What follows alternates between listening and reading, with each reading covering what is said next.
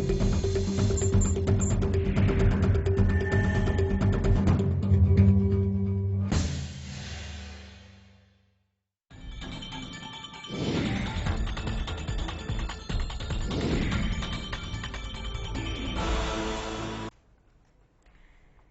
आप देख रहे हैं खोज इंडिया हरियाणा स्पेशल में हमारी खास पेशकश टिकट का हकदार। मैं हूं आपके साथ मुमताज खान। जैसे जैसे हरियाणा विधानसभा चुनाव नजदीक आते जा रहे हैं, वैसे वैसे सूबे में एक्टिव तमाम राजनीतिक दलों और तमाम सियासी लोगों की सरगर्मियां तेज होती जा रही हैं।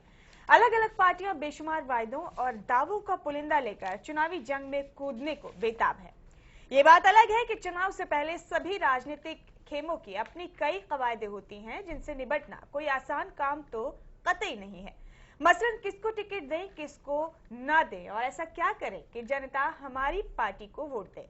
इसके अलावा ऐसी ही न जाने कितनी चीजें चुनाव से पहले चुनौती बनकर खड़ी हैं। तो अपने इस खास कार्यक्रम के जरिए सूबे में जल्द होने वाले विधानसभा चुनाव से जुड़े तमाम पहलुओं पर हम करेंगे परत दर परत विश्लेषण और गहरी से गहरी चर्चा। और इस अहम जिम्मेवारी को निभाने के लिए मेरे साथ स्टूडियो में मौजूद हैं तीन खास मेहमान। आइए आपकी मुलाकात कराते हैं। मेरे साथ मौजूद हैं चीफ एडिटर खोज इंडिया विनोद मेहता जी। आपका बहुत बहुत स्वागत है विनोद जी हमारे इस खास पेशकश पर। सही हमारे साथ मौजूद हैं अजय झा साहब और प्रदीप सौरभ जी। आप दोनों राजनीतिक मामलों के जानकार हैं और तमाम चर्चाओं में लगातार हमारा साथ देंगे, तमाम चीजों का बारीकी से विश्लेषण करने के लिए। आप दोनों का भी बहुत बहुत स्वागत है हमारी इस खास पेशकश। शुक्रिया मुमताज। तो करेंगे चर्चा की शुरुआत, लेकिन सबसे पहले एक नजर अभी तक की सुर्खियों पर।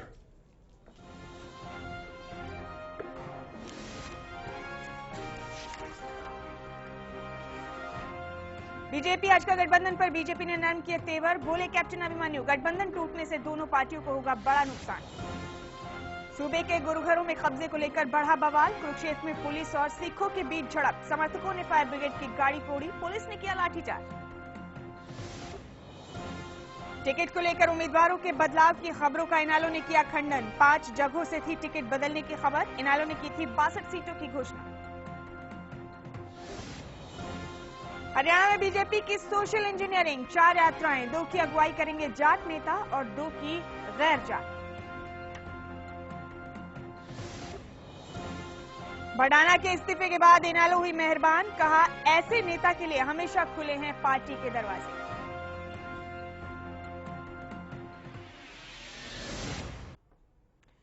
तो हाजिर हम अपने खास पेशकश टिकट का हकदार लेकर एक नए विधानसभा हलके के साथ। आज हम टटोलेंगे पानीपत ग्रामीण विधानसभा का मिजाज और अपने सर्वे के जरिए जानेंगे वहां की जनता की नब्ज। तो विनोद जी से सबसे पहले गुजारिश है कि वो पानीपत ग्रामीण हलके के बैलेट बॉक्स की सील खोलें और अपनी इस खोज की शुरुआत करें। मुमताज, पानीपत ग्रामीण भी जीटी रोड बेल्ट पे आता है जी। नौलथा विधानसभा को खत्म करके पानीपत ग्रामीण हलका बनाया गया था। इसमें पानीपत शहर का काफी कम हिस्सा, आउटर पानीपत, इसमें शामिल किया गया। इससे हमें करनाल संसदीय क्षेत्र के ग्रामीण और अर्बन दोनों का मूड पता लगेगा। इस डिब्बे को बंद किया है करमवीर काद्यान ने और उनका नंबर है 9215630092। अगर वो लाइन पे हो तो हम उनसे इजाजत ले सकते हैं और अगर वो लाइन पे नहीं हो तो हम अपने मेहमानों से इसको खोलने की इजाजत लेंगे। जी, संपर्क नहीं हो पा रहा है उनसे, आप अगर इजाजत दें तो हम ये बैलेट बॉक्स खोलें। जी तो कल हमने पानीपत सिटी खोला था, तो पूरा अर्बनाइज्ड इलाका है। ये अर्बन और ग्रामीण दोनों मिक्स है, तो करनाल संसदीय क्षेत्र की तरफ का मूड पता लगेगा। और आज हम कुछ खास खबरों की भी चर्चा करेंगे। चौधरी बीरेंद्र सिंह ने बीजेपी में औपचारिक तौर पर शामिल होने से पहले कहा है कि बीजेपी की बनेगी सरकार और मैं बिना शर्त जा रहा हूं बीजेपी में। अब देखते हैं बीजेपी उनका सपना पूरा करती है या नहीं करती है। अवतार सिंह भडाना परेशान कर रहे हैं कांग्रेस को भी और मजे ले रहे हैं लोकदल से भी। पता नहीं वो किस तरफ जाएंगे। फिलहाल लोकदल ने कहा है कि ऐसे नेताओं के लिए दरवाजे खुले, इस पे भी चर्चा करेंगे। आज कुरुक्षेत्र में दोनों गुरुद्वारा प्रबंधक कमेटियों को लेकर काफी तनाव हो गया है। पुलिस को लाठीचार्ज करना पड़ा है और झंडा ग्रुप के कुछ लोगों को चोटें लगी हैं। इस पे भी चर्चा करेंगे। ये कहां रुकेगा ये सिलसिला। और हज का भाजपा गठबंधन को लेकर तमाम गाली गलौज के बाद, बीजेपी के सख्त तेवर के बाद आज थोड़े से तेवर बीजेपी के नरम हुए हैं। हालांकि ये ऑफिशियल कैपेसिटी में बोल रहे हैं या अपनी राय दे रहे हैं। कैप्टन अभिमन्यु ने कहा कि अगर समझौता टूटता है तो दोनों को होगा नुकसान, बीजेपी को नुकसान हो या नहीं हो, लेकिन कैप्टन अभिमन्यु को नारनौंद में जरूर नुकसान हो सकता है अगर ये समझौता टूटता है। इस पे भी हम अपने मेहमानों से चर्चा करेंगे। विनोद जी, करमवीर कादियान जिन्होंने बैलेट बॉक्स सील किया था पानीपत ग्रामीण हल्के का, वो लाइन पर हैं, आप उनसे चर्चा करना चाहेंगे? जी करमवीर जी नमस्कार, बहुत बहुत स्वागत है खोज इंडिया पर आपका। जी मैडम। जी, आपने ये बैलेट बॉक्स सील किया था हमारा? हाँ जी, हाँ जी। चलिए, तो विनोद जी आपसे चर्चा करेंगे। करमवीर जी नमस्कार। नमस्कार जी, नमस्कार। क्या हालचाल है? बिल्कुल ठीक है जी। आपसे फोन मिलाने में देरी हुई, इसलिए डिब्बा तो हमने आपसे पूछे बिना खोल दिया है। कोई बात नहीं सर। अच्छा, लेकिन मुझे ये बताओ कि पानीपत ग्रामीण की हवा क्या है आपकी? मूड किस तरफ है लोगों का? करमवीर जी लगता है करमवीर। हेलो। हाँ करमवीर जी, मेरी आवाज सुन रहे हैं? आवाज कम आ रही सर आपकी। बस मैंने थोड़ा सा ही पूछना है, पानीपत ग्रामीण के हलके के लोगों का इस बार मूड क्या है, किस पार्टी का रुख है इस बार? अब की बार बाबूजी बीजेपी पार्टी का रुख है। ग्रामीण में भी बीजेपी का रुख है? हाँ जी, बीजेपी का ग्रामीण में भी जी। अच्छा, तो बीजेपी की तरफ से कैंडिडेट कौन आ रहा है? क्या जी? कौन कैंडिडेट आ रहा है बीजेपी का? यहाँ से 2 कैंडिडेट है, सुरेंद्र अलावत और महिपाल डांडा। इनमें किसी को भी टिकट मिल सकता है जी। जिसको मिल गया वो जीत जाएगा, आपका मानना ये है? हाँ जी, हाँ जी। और मुकाबला किसके साथ है? मुकाबला इनेलो के साथ है जी। तो मुझे लगता है पूरे हरियाणा में बीजेपी और इनेलो के साथ मुकाबले होने जा रहे हैं, तो कांग्रेस का क्या होगा? कांग्रेस का बाबूजी 10 साल मिल चुके हैं उनको, अब उनका टाइम खत्म हो गया, अब दूसरा पीरियड चालू हो गया जी। तो दूसरे आदमी सरकार को संभालेंगे। कांग्रेस को अब आराम करना चाहिए। हाँ जी। आपकी राय ये है? जी सर। कांग्रेस से कोई खास शिकायत आपको?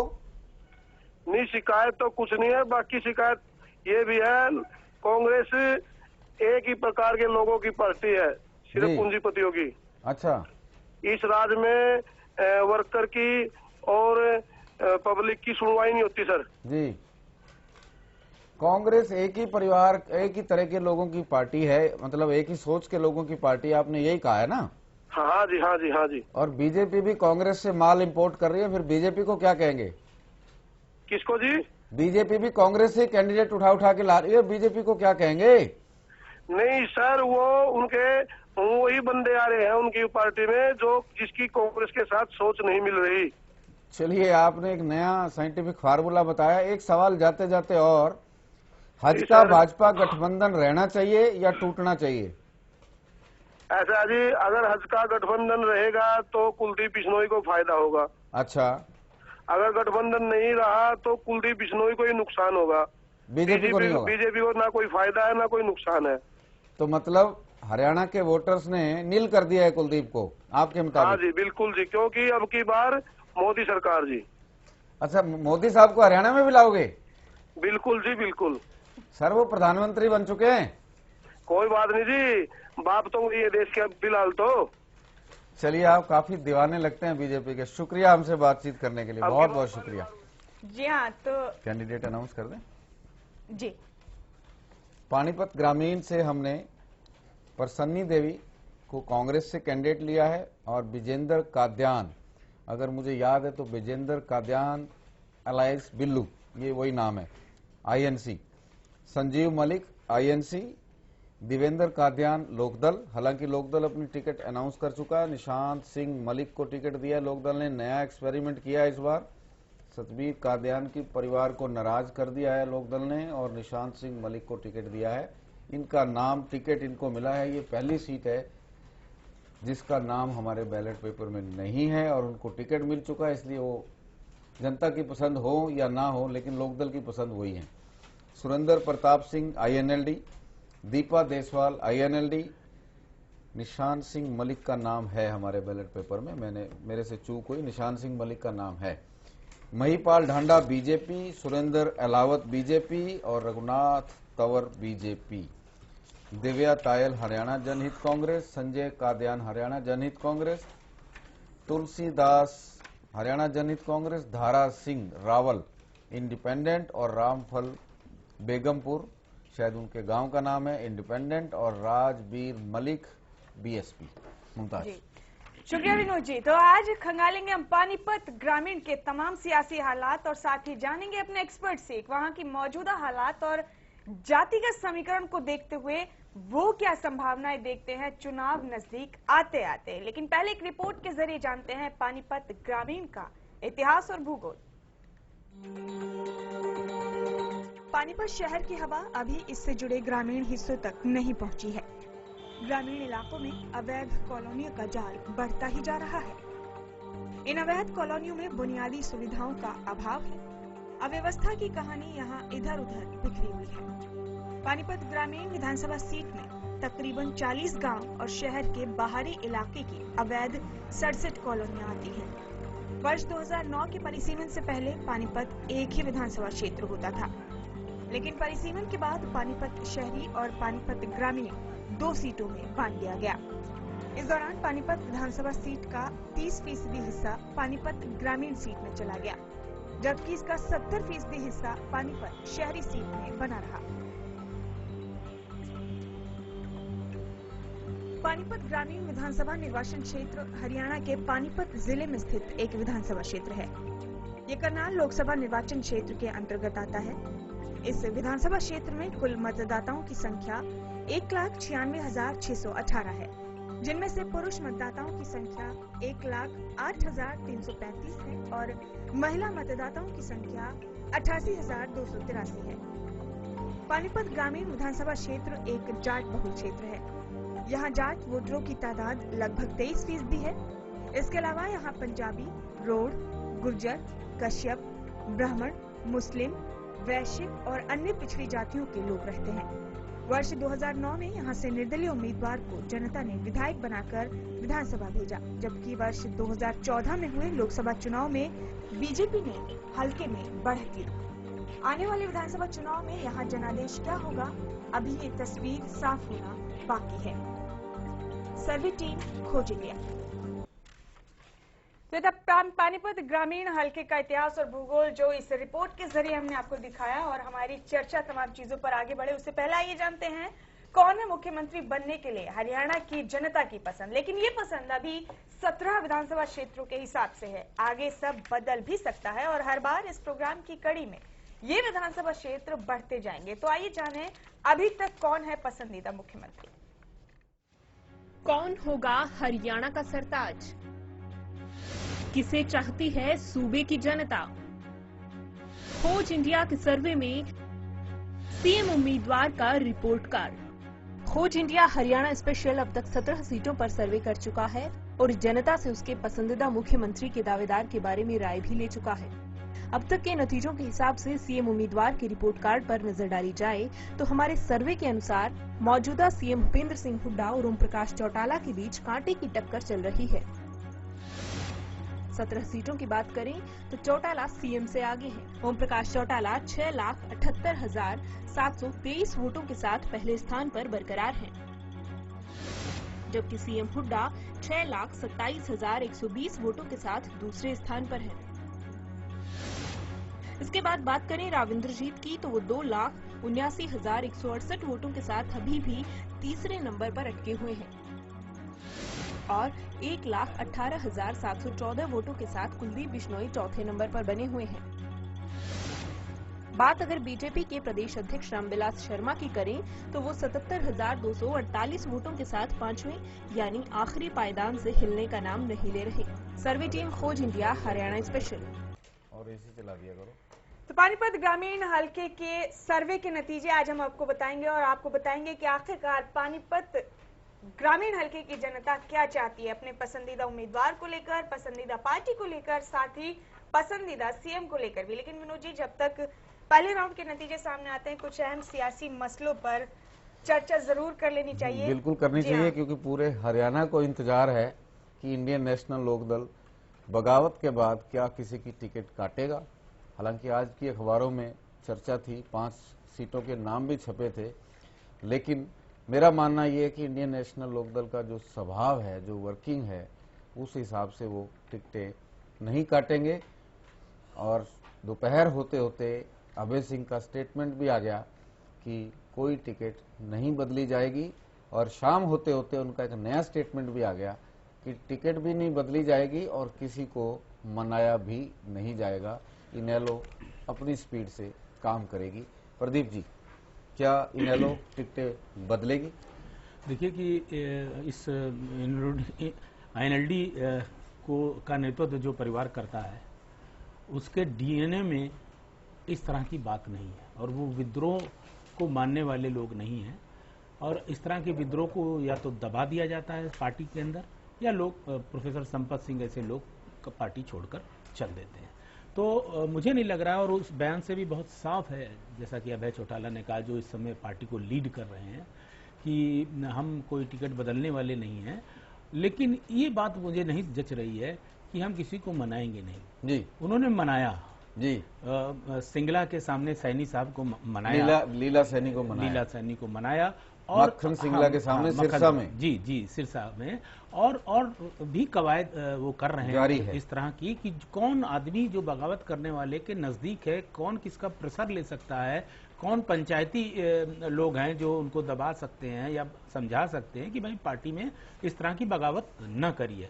लेकिन जो ओवरऑल स्टैंड है, तो क्या कहते हैं कि मुझे नहीं लग रहा है कि कोई सीधे तौर पर हो। हाँ, एक आध सीट में हो सकता है कि टैक्टिकल अंडरस्टैंडिंग हो, कि वो दिखाने के लिए किसी कैंडिडेट को कर दिया हो। और चूंकि जो 28 सीटें अभी बाकी हैं, वो ऐसी सीटें हैं कि वो मामला फंसा हुआ है। वो देखेंगे कि रामविलास शर्मा के सामने किसको लड़ाना है, कुलदीप के सामने कौन लड़ेगा, किस जो बड़े लीडरशिप है उनके। अभी हम पानीपत ग्रामीण से एक आम वोटर से बात कर रहे थे, उन्होंने कहा कि पानीपत ग्रामीण में 80% ग्रामीण इलाका है, फिर भी कह रहे हैं कि अब की बार मोदी सरकार। ये अलग बात है, वो भूल गए कि मोदी तो प्रधानमंत्री है, यहाँ मुख्यमंत्री चाहिए, जो बीजेपी ने अभी पेश नहीं किया।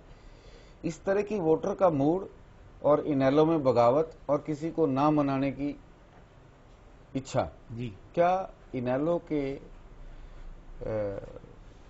जीत के दावों पे कोई फर्क पड़ेगा इसका? देखिए विनोद जी, इसमें बहुत साफ साफ दिख रहा है कि जो कल पानीपत सिटी की सीट खोली थी, उसमें इनेलो वाइप्ड आउट नहीं थी, और उसमें इनेलो को मिला था। और वो साफ दिख रहा था कि जो ग्रामीण क्षेत्र जब खुल रहे थे तो इनेलो को अच्छे वोट पड़ रहे थे।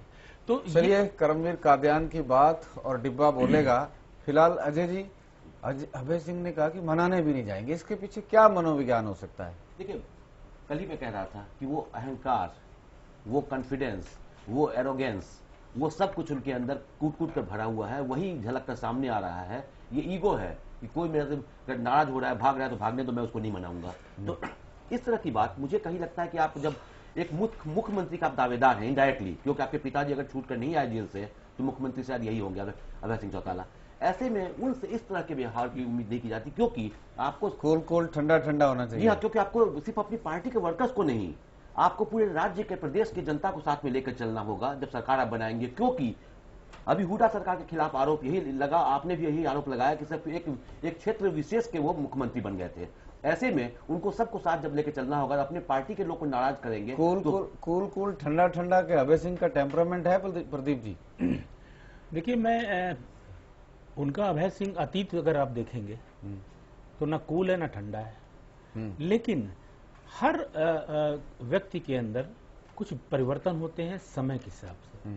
समय जरूर बड़े से बड़े लोगों को सिखाता है, और चूंकि अब राजनीतिक अनुभव भी उनका काफी ज्यादा हो गया है, 1.5 साल में कुछ ज्यादा ही हो गया। और क्या कहते हैं, 1.5 जब साल सिर पे आती है तो आदमी ज्यादा। और जिस तरीके से पार्टी को उन्होंने बचा के रखा, बड़े भाई और पिताजी के जेल में होने के बावजूद, तो मुझे लगता है कि उनके अंदर मैच्योरिटी आई है। और हर व्यक्ति के अंदर उम्र के साथ मैच्योरिटी आती है, और फिर जो क्या कहते हैं कि उसकी अगली पीढ़ी है, अजय के भी बेटे हैं, अभय के भी बेटे हैं, वो लोग भी क्या कहते हैं कि एक नई तरह की पॉलिटिक्स करना चाहते हैं। वो उन्होंने बाहर पढ़ाई की है और सारी चीजें, एक नई तरह की पॉलिटिक्स करना चाहती है। मुमताज, मेरे पास पहला राउंड आ गया टिकट का हकदार का।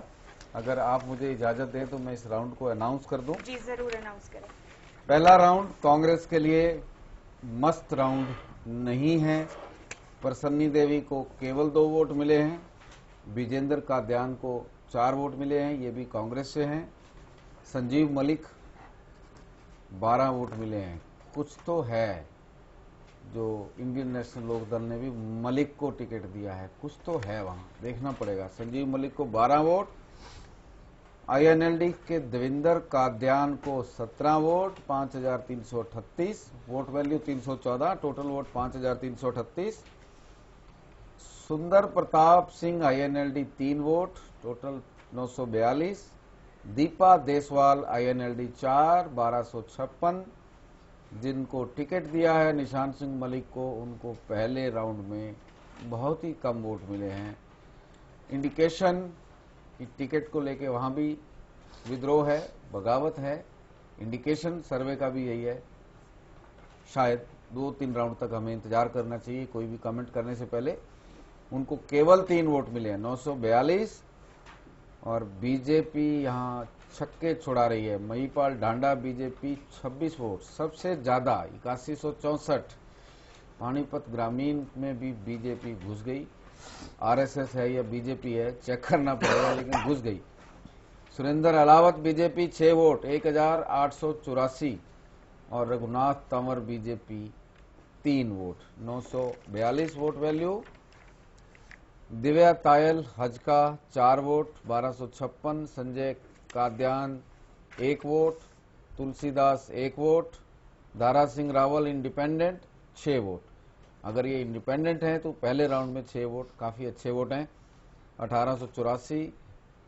रामफल बेगमपुर अपने गांव का वोट मिला है लगता है, 1 वोट, 314। और राजवीर मलिक बीएसपी 2 और अदर्स 5, वोट वैल्यू 1570। पहला राउंड अभी आया है हमारे पास, दूसरा राउंड आने में अभी समय लगेगा। तब तक हम वीरेंद्र सिंह के बारे में कुछ चर्चा कर लेते हैं। जी प्रदीप जी, ब्याह हुआ नहीं और दूल्हा पहले ही ससुराल की तारीफ करने लगा है कि जी बीजेपी की सरकार बनेगी। ब्याह नहीं हुआ, सगाई तो हो गई विनोद जी। भैया और हमारे यहाँ ये भी एक होता है, सगाई से पहले एक होता है रोका छेका। यहाँ तो रोका भी नहीं, रोका छेका तो सब हो लिया अमित शाह की मुलाकात के बाद।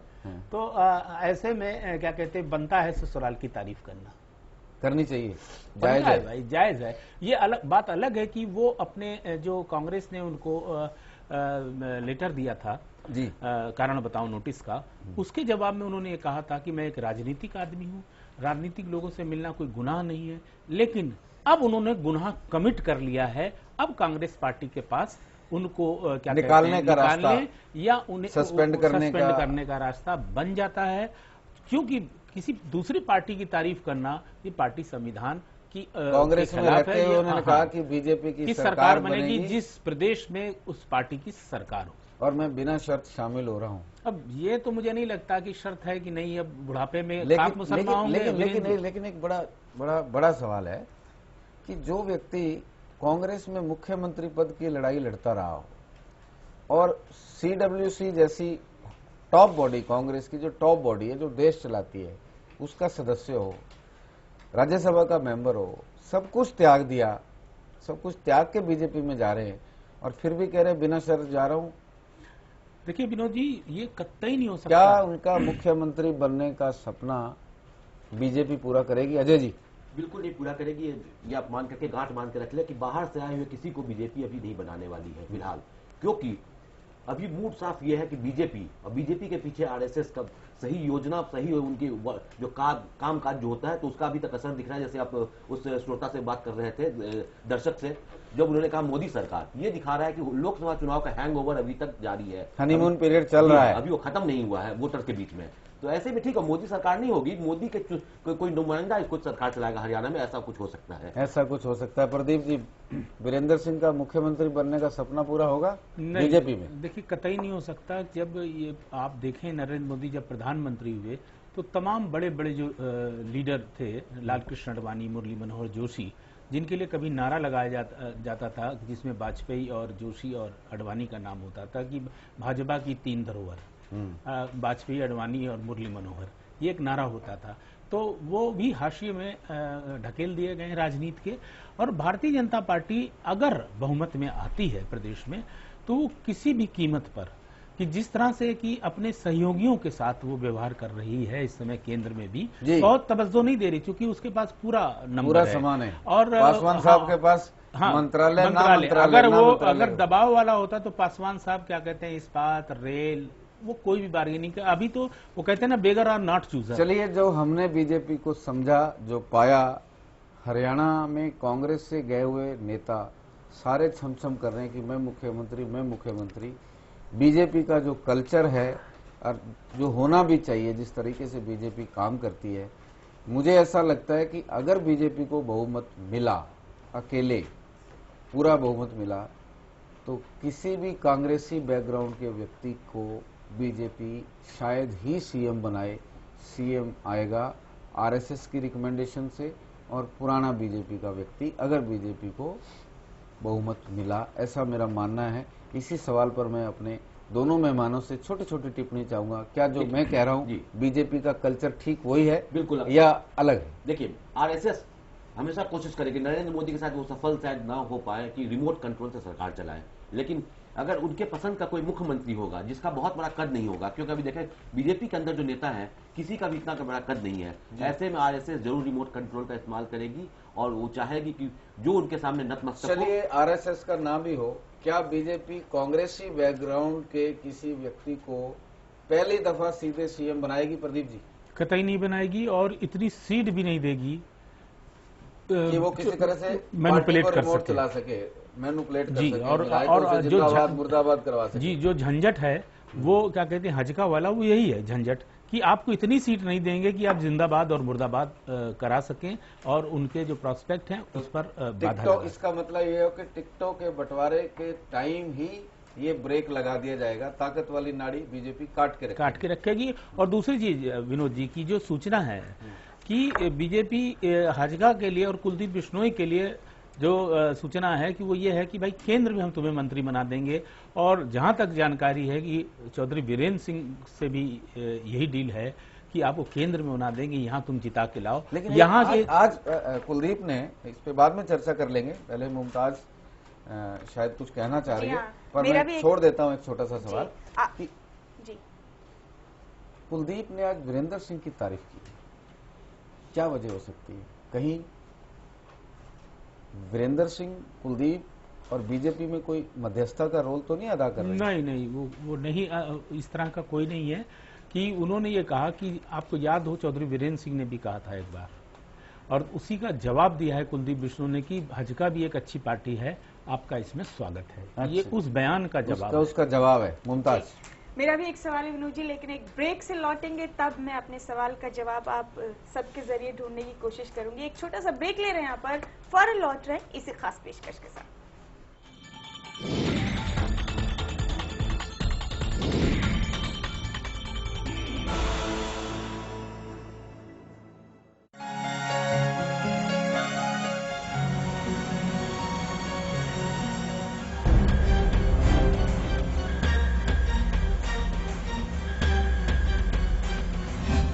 ये बात कका न्यू क्यों करे, क्यों भाज रहा है?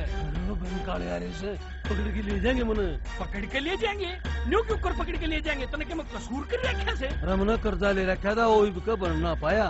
ओहो कका, वो वक्त गया जब सरकारी कर्जा ना भरने पर हथकड़ी लाकर पकड़ के ले जाया करते और बेइज्जती कराया करते। इस सरकार ने इसी बढ़िया स्कीम चलाई है, जब मजबूरी के कारण कोई किसान सहकारी कर्जा टाइम पे ना देन पावे तब हथकड़ी नहीं लगेगी, और यह प्रथा खत्म करके हमारा किसाना का सम्मान कराया से और इज्जत रखी से। फिर ये क्या करना है से भाई? अरे ताऊ जी, हम तो ये कहने आए हैं कि अब की बार जो अपना कर्जा एक मुश्त में भर देगा उसका सारा ब्याज माफ कर दिया जाएगा। शुक्र से भाई जो तने यह बात बता दी, और शुक्र से सरकार का जिसने हमारी यह चिंता मिटा दी। ठीक है। और भाई जी सरकार ने हमारी मजबूरी समझी है, उसकी बात समझ के न हम अपना फर्ज निभावांगे और अपना कर्जा जरूर चुकावांगे।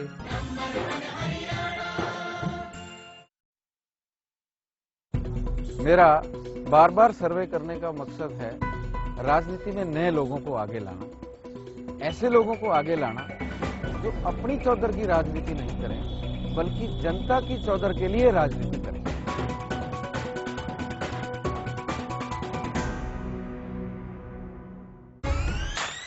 देश की खातिर अन्न उपजाते अपने किसान हैं, दुनिया में नाम कमारे मारे पहलवान हैं, सेना में 10वां सैनिक हमारा जवान है, आधुनिकता में भी छू रहने आया, पूरी दुनिया में अपनी अलग पहचान, पूरी दुनिया में अपनी अलग पहचान, चाहे खेत हो खेल या जंग का मैदान, सबसे आगे हरियाणा, सबसे ऊपर हरियाणा, नंबर 1 है हरियाणा जी, हुड्डा जी का हरियाणा।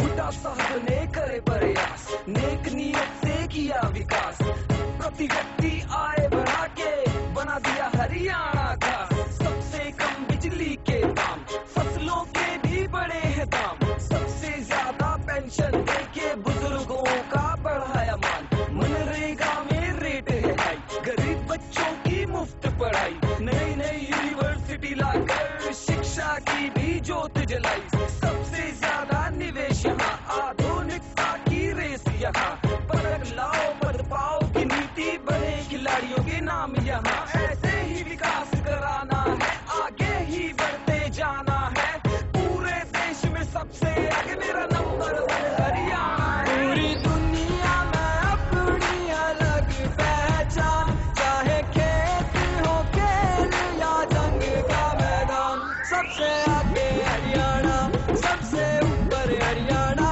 नंबर 1 है हरियाणा जी, हुड्डा जी का हरियाणा, सबसे आगे हरियाणा, सबसे ऊपर हरियाणा, नंबर 1 है हरियाणा जी, हुड्डा जी का हरियाणा।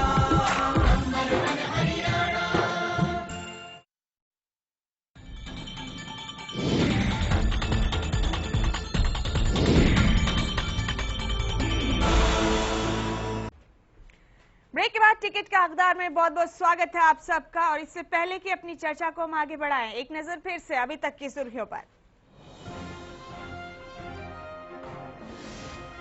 बीजेपी भाजपा गठबंधन पर बीजेपी ने नर्म किए तेवर, बोले कैप्टन अभिमन्यु, गठबंधन टूटने से दोनों पार्टियों को होगा बड़ा नुकसान।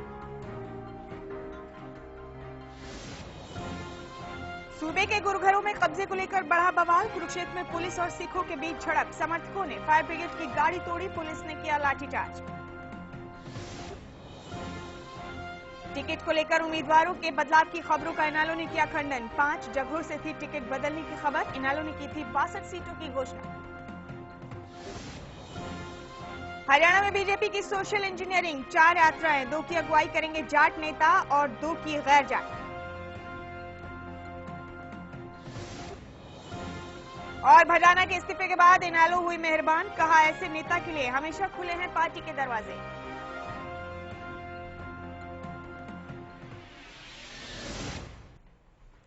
हमारी इस खास पेशकश में चर्चाओं का सिलसिला यूं ही जारी रहेगा, लेकिन पानीपत ग्रामीण हलके के टिकट का हकदार कौन होना चाहिए, क्या है यहाँ की जनता की पसंद, आइए जानते हैं खुद पानीपत ग्रामीण हलके की जनता की ज़बानी।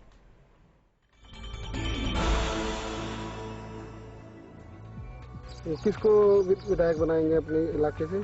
संजीव मलिक को बनाएंगे। आज हुड्डा सरकार का कामकाज कैसा रहा? बहुत बढ़िया। अच्छा, विकास बहुत बढ़िया रहा कामों में। अच्छा जी, सड़कें, खेतों के और सारे मकान बन रहे, सब गरीबों के पेंशन अनाज मिल रहा टाइम पे। चुनाव आ रहे, इस बार भी कांग्रेस को ही वोट देना पड़ेगा। कांग्रेस को वोट देंगे। किसको वोट दोगे?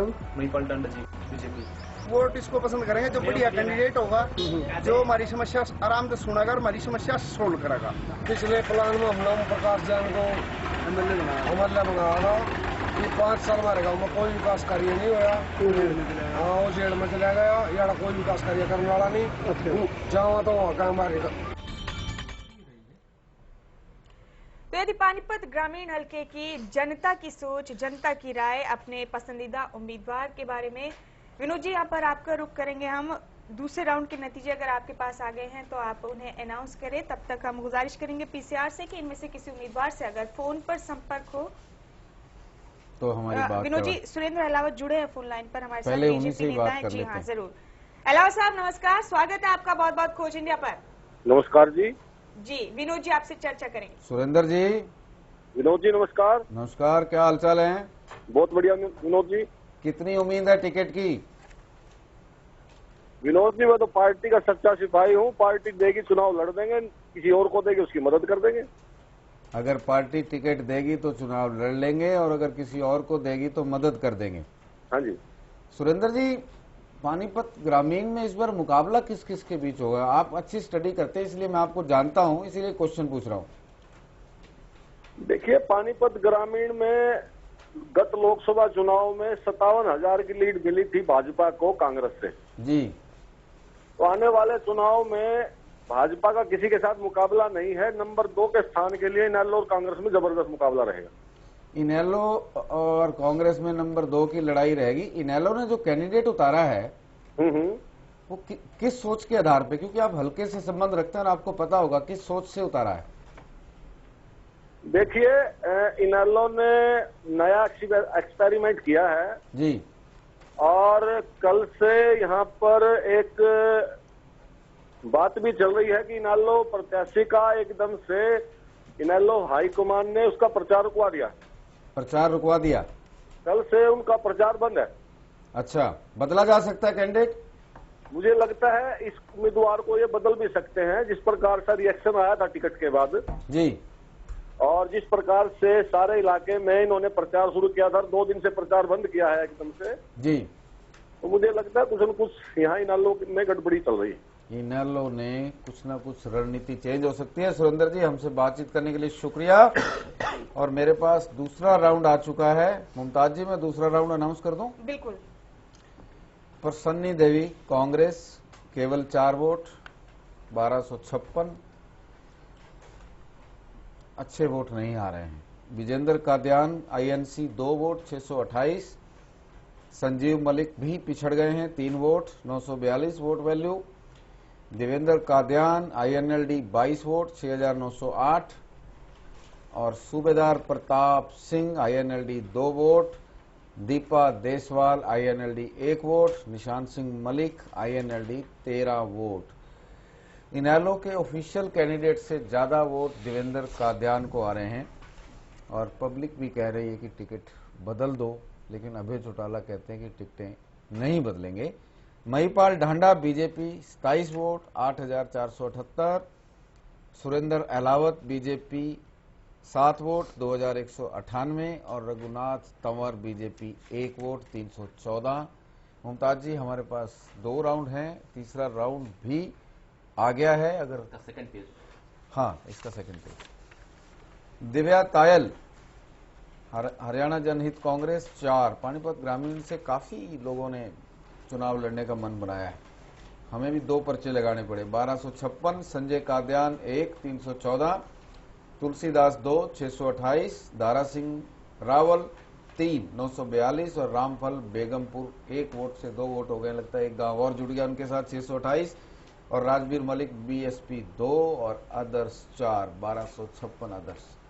जी, तीसरा राउंड हमारे पास है जी सर, लेकिन उससे पहले हम कुछ अगर सवाल ले सकते हैं तो सवाल ले सकते हैं, नहीं तो तीसरा राउंड लेना है तो हम तीसरे राउंड को भी अनाउंस करने की पोजीशन में हैं। जी, आप तीसरा राउंड पहले अनाउंस कर दें ताकि इस तीसरे राउंड के बाद विश्लेषण में आसानी रहेगी आप लोगों को।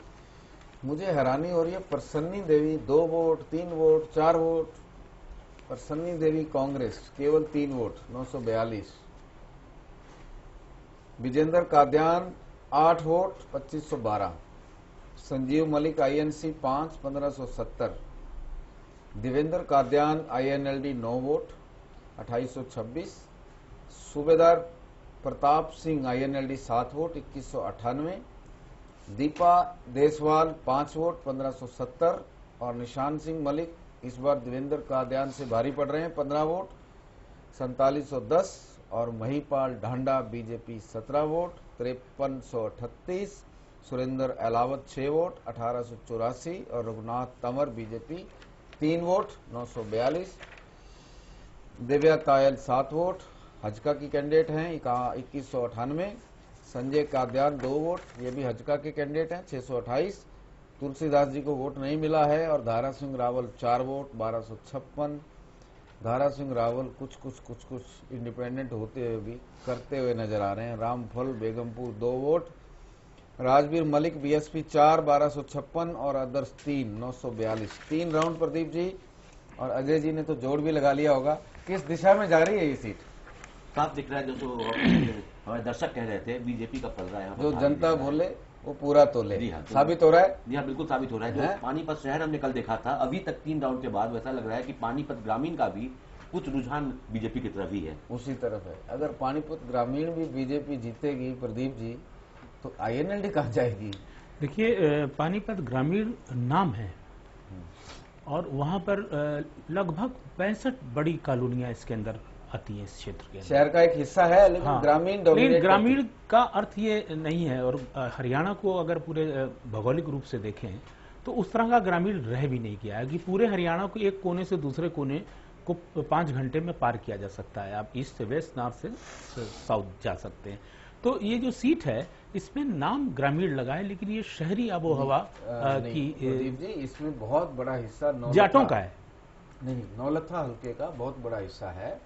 और बाई डिजाइन जब ये सीट डिजाइन की गई थी, डिलिमिटेशन हुआ था, ये सोच के करवाया था। उस वक्त चौटाला मुख्यमंत्री थे कि यहाँ से सीट नहीं आती है तो पानीपत छोड़ दो कांग्रेस और बीजेपी के लिए, पूरी अर्बन कर दो और पानीपत ग्रामीण का डिजाइन ऐसा हो कि हर हालत में वो सीट INLD जीते। नहीं, लेकिन इसमें देखिए ना कि जो INLD का जनाधार है वो जनाधिकार का वोट परसेंटेज मिला के मुझे जो नजर आ रहा है, मुझे लगता है कि GT रोड पे बीजेपी की खुशबू है। निश्चित तौर पे अगर पानीपत ग्रामीण में वोट आ रहा है तो बीजेपी की खुशबू है। हाँ, नहीं, उस खुशबू को महसूस किया जा सकता है। और GT रोड में कई बार चौटाला की गाड़ी का टायर पंचर हो चुका है और नहीं, पिछली दफा उनको GT रोड में बहुत मिला था, लेकिन हमने कहा कई बार, इसीलिए हमने कहा ना कि हमने कई बार उनकी और पूरा को पूरा सफाया हो जाता रहा है। ऐसा नहीं है, जब जब कॉम्बिनेशन बनता रहा है अतीत में तो वो जब सरकार उनकी बनती रही है। लेकिन इस सीट को उस तरह की ग्रामीण सीट हम नहीं मानेंगे जिस तरह की जो और अन्य ग्रामीण सीटें हैं कि जो जिसमें सिर्फ गांव है, छोटी 12 वार्डों की, 16 वार्डों की नगर पालिका है, वो उस तरह का कैरेक्टर वाली का इंतजार करते हैं मुमताज। 5 राउंड के बाद देखेंगे कि सीट किस तरफ जा रही है। लेकिन जी हाँ, उसके बाद तस्वीर धीमी खुशबू जरूर आ रही है। हाँ, और तस्वीर और भी ज्यादा साफ होकर सामने आएगी कि आखिरकार पानीपत ग्रामीण हल्के के हालात क्या है। एक और छोटा सा ब्रेक ले रहे हैं हम यहाँ पर, फौरन लौटेंगे, अपनी खास और अहम चर्चाओं को जारी रखेंगे, साथ ही लगातार पानीपत ग्रामीण हल्के का सर्वे भी आपको बताते रहेंगे। एक छोटा सा ब्रेक, जल्द लौटते हैं।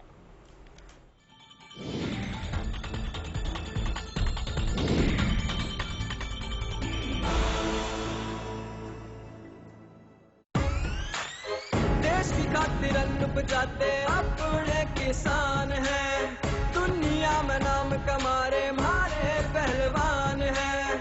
सेना में 10वां सैनिक हमारा जवान है, आधुनिकता में भी छू रहने आया, पूरी दुनिया में अपनी अलग पहचान, पूरी दुनिया में अपनी अलग पहचान। चाहे खेती हो, खेल या जंग का मैदान, सबसे आगे हरियाणा, सबसे ऊपर हरियाणा, नंबर 1 है हरियाणा जी, हुड्डा जी का हरियाणा। सबसे ज्यादा कार यहाँ है, बिजनेस और व्यापार यहाँ है, मोटरसाइकिल और ट्रैक्टर, सड़कों पे रफ्तार यहाँ है, इंटरनेट नेशनल मॉल यहाँ मजदूर किसान खुशहाल यहाँ है एलिवेटेड और हाईवे सड़कों का पीछा जाल यहाँ है किसान बने अब सेठ यहाँ सबसे ज्यादा है रेट यहाँ ऑनलाइन मंडी सारी मिले घर बैठे अपडेट यहाँ मुर्रा का यही ठिकाना है और दूध दही का खाना है पूरे देश में सबसे आगे मेरा नंबर 1 हरियाणा है पूरी दुनिया में अपनी अलग पहचान चाहे खेत हो खेल या जंग का मैदान सबसे आगे हरियाणा सबसे ऊपर हरियाणा नंबर 1 है हरियाणा जी हुड्डा जी का हरियाणा सबसे आगे हरियाणा सबसे ऊपर हरियाणा नंबर 1 है हरियाणा जी हुड्डा जी का हरियाणा भाई ईद तक आपने बनाया नेताओं का भविष्य। इस चुनाव में ऐसा नेता पकड़ो जो बनावा मारो भविष्य। और नेता की पहचान यूं करो जिया करे सोने की परख। एकदम कर दियो ठीक तो हल्के का विकास होगा पक्का और छोरा नहीं मिलेगी नौकरी। और इनमें होगी थोड़ी सी भी चूक तो फिर 5 साल करना पड़ेगा लंबा इंतजार। भाई मैं तो अपने जीवन के 5 साल को नहीं करूं बेकार।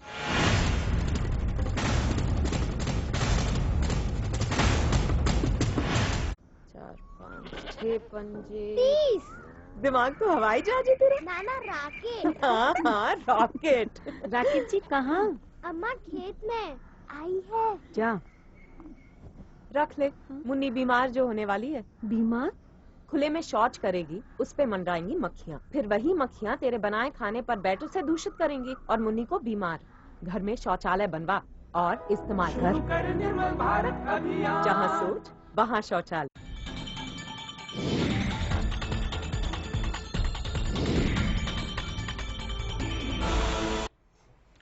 ब्रेक के बाद टिकट का हकदार में एक बार फिर से बहुत बहुत स्वागत है आप सबका। आज हम आपके सामने पेश कर रहे हैं पानीपत ग्रामीण हलके का सर्वे और बता रहे हैं आखिरकार ग्रामीण हलके की जनता चाहती क्या है पानीपत से।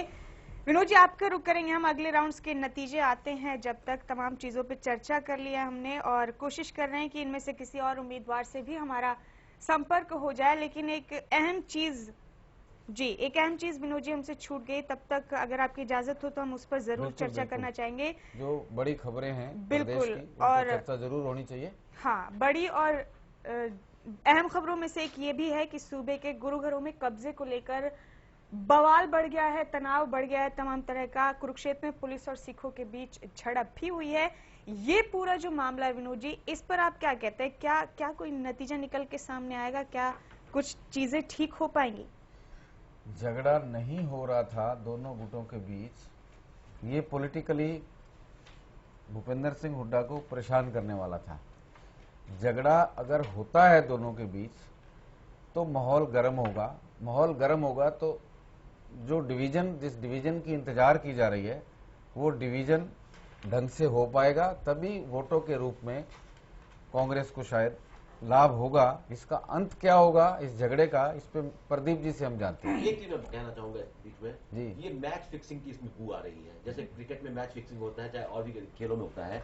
पुलिस भी आपकी, गुरुद्वारा प्रबंधक कमेटी भी आपकी, दोनों का आपस में आप झगड़ा करवा रहे हैं तो इसी को कहते हैं मैच फिक्सिंग। है पॉलिटिकल मैच फिक्सिंग का बिल्कुल बेहतरीन उदाहरण है। यहाँ पर सरकार को उनको सिखों का वोट चाहिए, मामले को गर्म रखना है चुनाव तक, इसलिए जानबूझ के मैच फिक्सिंग। प्रदीप जी माफ कीजिएगा चंद लम्हों के लिए रुकना होगा आपको यहाँ पर। ब्रिजेंद्र कादियान कांग्रेस के उम्मीदवार पानीपत ग्रामीण से विनोद जी हमारे साथ जुड़ गए फोन लाइन पर। कादियान साहब बहुत बहुत स्वागत है आपका खोज इंडिया पर। थैंक यू, धन्यवाद जी। विनोद मेहता जी चर्चा करेंगे आपसे। विजेंद्र जी जी राम राम। हेलो विजेंद्र जी राम राम, मेरी आवाज आ रही है? हाँ राम राम जी अभी आई। अच्छा ये बताओ टिकट की कितनी उम्मीद? आवाज फिर कट गई आपकी। अच्छा बस इतना ही सवाल है कि टिकट मिलने की कितनी उम्मीद है आपको? हेलो टिकट मिलने की कितनी उम्मीद है? हमें 100% उम्मीद है जी। और जीत की कितनी? जीत की उससे भी ज्यादा उम्मीद है। कमाल के जवाब है आपके। 100% टिकट और 200% जीत। हाँ लेकिन सर्वे में थोड़ा थोड़ा बीजेपी की खुशबू नजर आ रही है। मानते हैं कि वहाँ बीजेपी का असर है? हेलो आप मानते हैं आपके हलके में बीजेपी का भी असर है कुछ? ना बीजेपी का कोई असर नहीं, जीरो है। हाँ, बीजेपी का कोई असर नहीं, पानीपत जिले में कोई असर नहीं है। इतना शोर क्यों है फिर, असर नहीं है तो? हेलो, इतना शोर क्यों है बीजेपी का अगर असर नहीं है तो? लगता है कादियान साहब से हमारी बात बार बार कट रही है। हम इनसे फिर कभी चर्चा कर लेंगे मुमताज। फिलहाल हम उसी मुद्दे पे चलते हैं जिस पे प्रदीप जी अपना कमेंट दे रहे थे। प्रदीप जी, आप अपनी चर्चा को अब जारी रख सकते हैं। देखिए, ये जो मैच फिक्सिंग HSGP और सरकार के बीच में नहीं, सरकार का जो काम था, सरकार ने अपनी भूमिका को खत्म कर दिया है। तुम लड़ो, हम तुम्हारे पक्ष हैं। नहीं, इसलिए ये जो कहीं से भी मैच फिक्सिंग नहीं है, ये अकाली, ये पूरा राजनीतिक मुद्दा हो गया, एक धार्मिक मुद्दा, धार्मिक सवाल जो है वो राजनीतिक गलियारों में चला गया है, जिसके नतीजे बहुत अच्छे होने वाले नहीं हैं। और जब कोई किसी को राजनीतिक लाभ हो सकता है, कितनी सिख डोमिनेटेड सीट है, अगर इस काम के लिए ये राजनीति की जा रही है तो मैं इसको बहुत घिनौनी राजनीति। बीच में एक छोटा सा सवाल, बादल साहब ने अपनी टास्क फोर्स हरियाणा के गुरुद्वारों में बिठा रखी है, क्या ये जायज है? देखिए, उसका जो सेकेंड राउंड होगा, अगर इसको माहौल को गर्म रखना है तो मैच फिक्सिंग के दरमियान फिर यही होने वाला है कि बाद में पुलिस कहीं पर पीछे हटेगी किसी मामले पर। ये जो हरियाणा के सिख हैं वो गुरुद्वारा को कैप्चर करने जाएंगे, उसका कब्जा लेने जाएंगे, वहां पर सेकंड राउंड आप संघर्ष सब देखेंगे। सेकंड राउंड की मैच फिक्सिंग होगी जब दोनों में डायरेक्ट लठबाजी होगी। अभी तो लठ के बीच में पुलिस का लठ अटका हुआ है और माहौल बनाया जा रहा है, लठ बजाने का माहौल बन रहा है। इसका स्क्रिप्ट मुख्यमंत्री निवास के अंदर लिखा जा चुका है कि इस मैच में क्या क्या होने वाला है, उसका कौन कब बॉलिंग करेगा, कौन कब बैटिंग करेगा, ये चीफ मिनिस्टर के यहाँ से डायरेक्शन आ रही है। ये आपका ऑब्जर्वेशन है। प्रदीप जी, आपका जी, ब्रिजेन कादियान वापस जुड़े हमारे साथ, उनसे चर्चा आप जारी रख सकते हैं। कादियान साहब, फोन कट गया था आपका। अच्छा, ये बताओ कादियान साहब, बीजेपी को आप सीरियस नहीं मानते हैं पानीपत ग्रामीण में? पानीपत ग्रामीण में बीजेपी का कोई जनाधार नहीं है। मुकाबला किससे होगा? लोकदल से? मुकाबला ही नहीं होगा। जब पार्टी मुझे चुनाव लड़ाएगी तो मैं समझता हूँ कि सारे कैंडिडेट, चाहे वो भाजपा का, चाहे बसपा का, चाहे NLD का, मतलब आपका लेवल ऑफ कॉन्फिडेंस ये कह रहा है कि टिकट मिली, दिल्ली से टिकट लेके चले और चुनाव जीते? जी, ऐसा ही है? हाँ, बिल्कुल बिल्कुल। टिकट मिलने के बाद तुरंत चुनाव जीत जाएगी कांग्रेस पार्टी। चलिए, ईश्वर आपकी इस कामना को पूरा करे, हमारी शुभकामनाएं आपके साथ। पर वोटर कुछ और बोल रहा है। हाँ जी प्रदीप जी, फिर से सवाल आप टास्क कर दें अपना। सवाल ये था, लिखी जा रही है, अजय जी ने कहा कि झंडा ग्रुप कैसे लड़ाई को आगे बढ़ाए, इसका बही खाता भूपेंद्र सिंह हुड्डा के दफ्तर से लिखा हुआ आता है और उसके अकॉर्डिंगली सब कुछ चल रहा है। आप इस बात से कितने सहमत? ये मैं पहले ही कह चुका हूं कि एक धार्मिक मुद्दे को राजनीतिक मुद्दा बना दिया गया है। बनाया किसने? बनाया, देखिए, मैं इसको गलत नहीं मानता हूं किसी भी स्तर पर कि जो हरियाणा ने अपनी अलग SGPC की बात जायज है, वो जायज है, 100% जायज है। ये कोई फेडरल सिस्टम नहीं है कि केंद्र और राज्य के संबंधों को। टास्क फोर्स और हरियाणा के गुरुद्वारे क्या करना चाहिए? देखिए, ये हरियाणा सरकार को क्या करना चाहिए? नहीं, देखिए, वो अतीत में सरकारें देख चुकी हैं गुरुद्वारों में जाने की कीमत क्या चुकानी पड़ती है। और ये जो टास्क फोर्स है, और ये टास्क फोर्स हथियार बंद टास्क फोर्स है, और हथियार बंद होने की का मतलब क्या है कि उन गुरुद्वारों में जहां पर लोग सजदा करने जाते हैं, अरदास करने जाते हैं, वहां पर इन हथियार बंद लोगों का एक सवाल, अब इस बहस को जब तक कोई और बात आगे नहीं बढ़ती हम यही विराम देंगे। क्या भूपेंद्र सिंह हुड्डा सच्ची श्रद्धा से गुरुद्वारे, हरियाणा की अलग गुरुद्वारा प्रबंधक कमेटी बना रहे हैं, या वोट लेने का एक रास्ता? देखिए, उन्होंने तो वोट लेने के रास्ते के तहत इसका निर्माण किया है जी, लेकिन दूसरी तरफ इस फैसले को मैं सही और जायज मानता हूं। फैसला भी सही और वोट लेने की इच्छा, इसीलिए उन्होंने इंद्री में कहा कि मैं यहां से भी लड़ सकता हूं। आप बताइए, वोट लेने का रास्ता ढूंढ रहे हैं या सच्ची श्रद्धा है? सच्ची श्रद्धा नहीं होती। सच्ची श्रद्धा होती तो 9 साल पहले जब मनमोहन सिंह थे, उस समय मनमोहन सिंह को मनाया होता और उस समय लेके आते, तब उनके टाइम करवाते तो पता लगता, स्वाद आ जाता है। उस समय श्रद्धा की बात होती है। अभी तो बिल्कुल राजनीतिक रोटी सेकने की पूरी है, वो लंगर में राजनीति की रोटी सेकी है। भूपेंद्र सिंह हुड्डा की श्रद्धा हमने जानी अपने मेहमानों से। अब देखते हैं पानीपत ग्रामीण हलके के लोगों की श्रद्धा क्या है चौथे राउंड में। इस श्रद्धा पे भी चलते हैं मुमताज। हाँ, पर सन्नी देवी 2 पहियों से आगे नहीं बढ़ रही हैं। क्या हो गया कांग्रेस को वहां, प्रसन्नी देवी को बिल्कुल रिजेक्ट कर रहे हैं लोग 2 वोट सिर्फ 628। विजेंद्र कादयान अभी हमारे साथ लाइन पे थे और कह रहे थे टिकट मिली, पर्चा भरा और चुनाव जीते, लेकिन यहाँ वोट बहुत कम आ रहे हैं, 5 वोट सिर्फ 1570। Sanjeev Malik Congress 9 vote 2826। Devender Kadyan INLD 12 vote 3768। Surender Pratap Singh INLD 6 vote 1884। Deepa Deswal 3 942। Nishan Singh Malik INLD ticket मिल चुकी है उनको 10 वोट 3140। और महिपाल ढांडा BJP 24 वोट 7536। और सुरेंद्र अलावत 8 वोट पहले से बड़े हैं 2512। मिस्टर तंवर को 0, दीपा तायल 0, संजय कादयान 1, तुलसीदास 4, धारा सिंह रावल। मैं कह रहा हूं कि कोई एक इंडिपेंडेंट वहां किसी वजह से दस्तक दे रहा है, 9 वोट 2826। रामफल बेगमपुर इस बार 0 और राजबीर मलिक 2 और अदर्स 5। 4 राउंड हमारे पास हैं, 5वें राउंड का इंतजार है। 4 राउंड किस तरफ इशारा कर रहे हैं? इशारा साफ है कि भारतीय जनता पार्टी पानीपत ग्रामीण में भी खुशबू बिखेर रही है। हाँ, और उसने अपने पैर जमा लिए हैं और मुकाबला बहुत स्ट्रांग होगा जी। और उनके मुकाबले में INLD ही दिख रही है, लेकिन INLD के उम्मीदवारों में कुछ कॉन्ट्राडिक्शन लग रहा है ना। मैं वही कह रहा हूँ कि ये जो INLD के उम्मीदवार हैं, ये देवेंद्र कादयान और ये पार्टी के नॉमिनी से ज्यादा वोट ले, हाँ, नॉमिनी से ज्यादा ही वोट है इनके। लेकिन ये जब सर्वे हुआ होगा उसमें नॉमिनी नहीं थे। नहीं, नॉमिनी है, सर्वे में नॉमिनी है। अच्छा, नॉमिनी है ये है। नहीं, मतलब उनको पार्टी टिकट उसमें अनाउंस नहीं, पार्टी ने टिकट नहीं दिया था। टिकट तो अब अनाउंस हुआ है जी। ये सर्वे शायद टिकट अनाउंस होने से बेशक पहले नहीं, हम करें 2 दिन हो 4 दिन हो, लेकिन लोगों की राय आ रही है ये कि हम कह रहे हैं कि वो 20 दिन पहले हुआ है सर्वे। व्यक्ति की इस इलाके में क्या लोकप्रियता है ये तो मामले का आपको हमेशा इंतजार रहता है आखिरी राउंड का। आखिरी राउंड भी आ गया है, फिर आपसे पूछते हैं कि INLD का फैसला ठीक है या गलत है। मुमताज 5वां राउंड अनाउंस कर रहा हूँ। 5वें राउंड में प्रसन्नी देवी जी के लिए बहुत शुभ संकेत नहीं है। मुझे भी इतनी सीनियर लीडर के प्रति के लिए जो वोट आ रहे हैं वो बोलते हुए थोड़ी सी झिझक हो रही है, पर जो सच है उसका सामना करना ही पड़ेगा।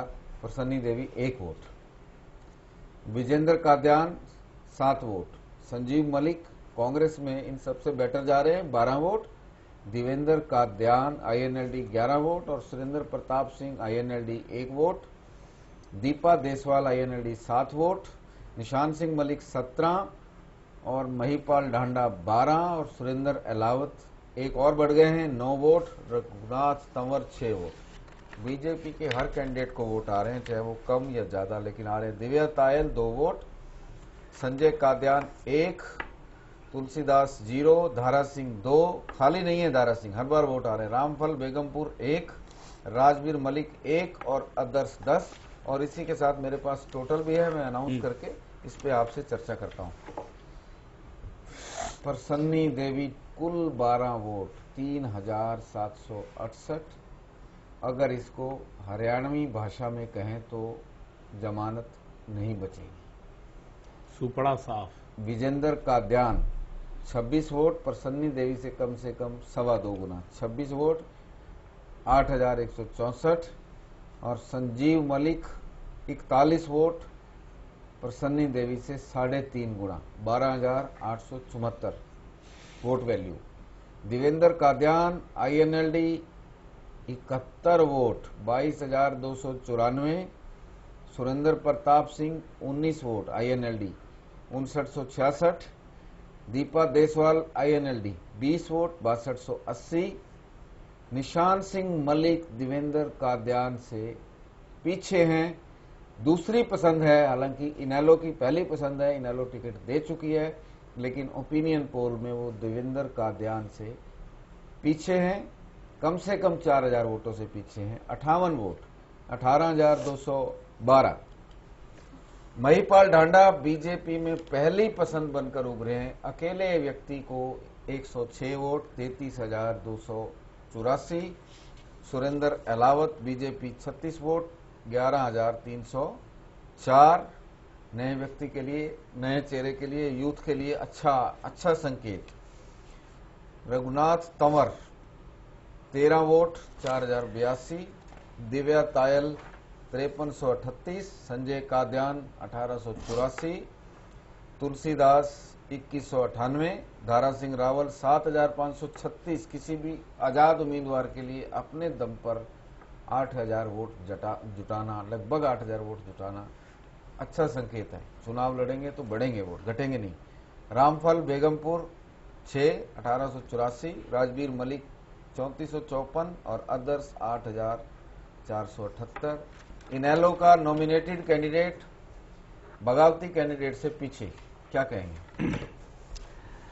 तो ये जो इनेलो का प्रयोग है इस सीट में तो असफल होता दिख रहा है, अगर इस सर्वे को क्या कहते हैं कि टिकट बदलने की मांग भी चल रही है। और जैसा कि वो कादियान साहब कह रहे थे कि उन्होंने अपना प्रचार भी स्थगित कर दिया है जी। तो हो सकता है कि उनको कोई संकेत हो, और ये भी संभव है कि रणनीतिक सीट जो है, जो INLD के स्ट्रेटजी का, हो सकता है कि ये पानीपत ग्रामीण में काद्यान, बेरी में काद्यान और चरखी दादरी में सागवान, अगर इन तीनों को भूलोगे थोड़ा नुकसान होने की संभावना बनी रहेगी। आप काद्यान को इग्नोर नहीं कर सकते भेरी में, काद्यान को इग्नोर नहीं कर सकते पानीपत ग्रामीण में, और सागवान को इग्नोर नहीं कर सकते चरखी दादरी में।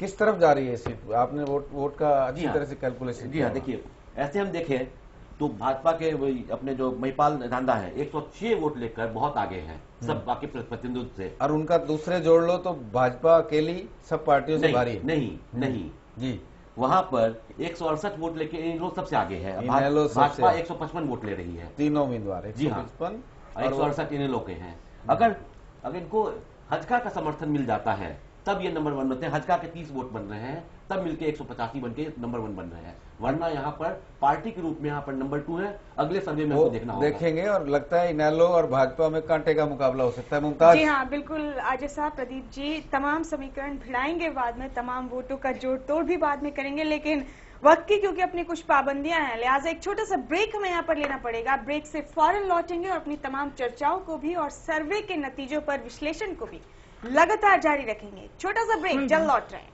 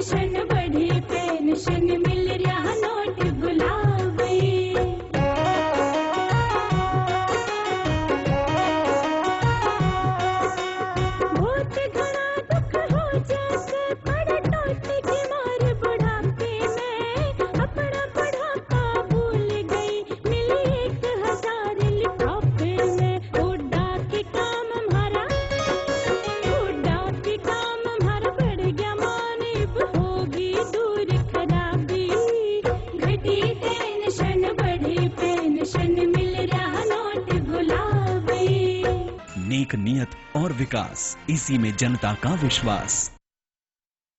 भाई ईद तक आपने बनाया नेताओं का भविष्य, इस चुनाव में ऐसा नेता पकड़ो जो बनावा मारो भविष्य, और नेता की पहचान यूं करो जिया करे सोने की परख, एकदम कर दियो ठीक तो हल्के का विकास होगा पक्का, छोरा ने मिलेगी नौकरी, और इनमें होगी थोड़ी सी भी चूक तो फिर 5 साल करना पड़ेगा लंबा इंतजार। भाई मैं तो अपने जीवन के 5 साल को नहीं करूं बेकार।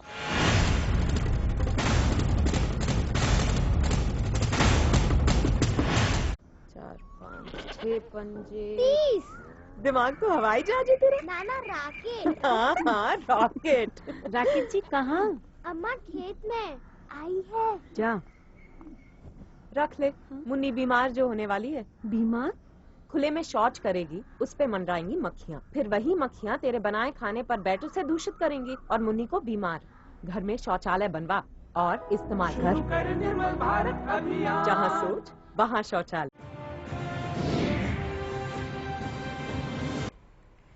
टिकट का हकदार में एक बार फिर से बहुत बहुत स्वागत है आप सबका। और आगे बढ़ने से पहले एक नजर अभी तक की सुर्खियों पर। बीजेपी एचका गठबंधन पर बीजेपी ने नर्म किए तेवर, बोले कैप्टन अभिमन्यु। गठबंधन टूटने से दोनों पार्टियों को होगा बड़ा नुकसान। सूबे के गुरुघरों में कब्जे को लेकर बढ़ा बवाल। कुरुक्षेत्र में पुलिस और सिखों के बीच झड़प, समर्थकों ने फायर ब्रिगेड की गाड़ी तोड़ी, पुलिस ने किया लाठीचार्ज। टिकट को लेकर उम्मीदवारों के बदलाव की खबरों का इनेलो ने किया खंडन। 5 जगहों से थी टिकट बदलने की खबर। इनेलो ने की थी 62 सीटों की घोषणा। हरियाणा में बीजेपी की सोशल इंजीनियरिंग, 4 यात्राएं, 2 की अगुवाई करेंगे जाट नेता और 2 की गैर जाट। भडाना के इस्तीफे के बाद इनेलो हुई मेहरबान, कहा ऐसे नेता के लिए हमेशा खुले हैं पार्टी के दरवाजे।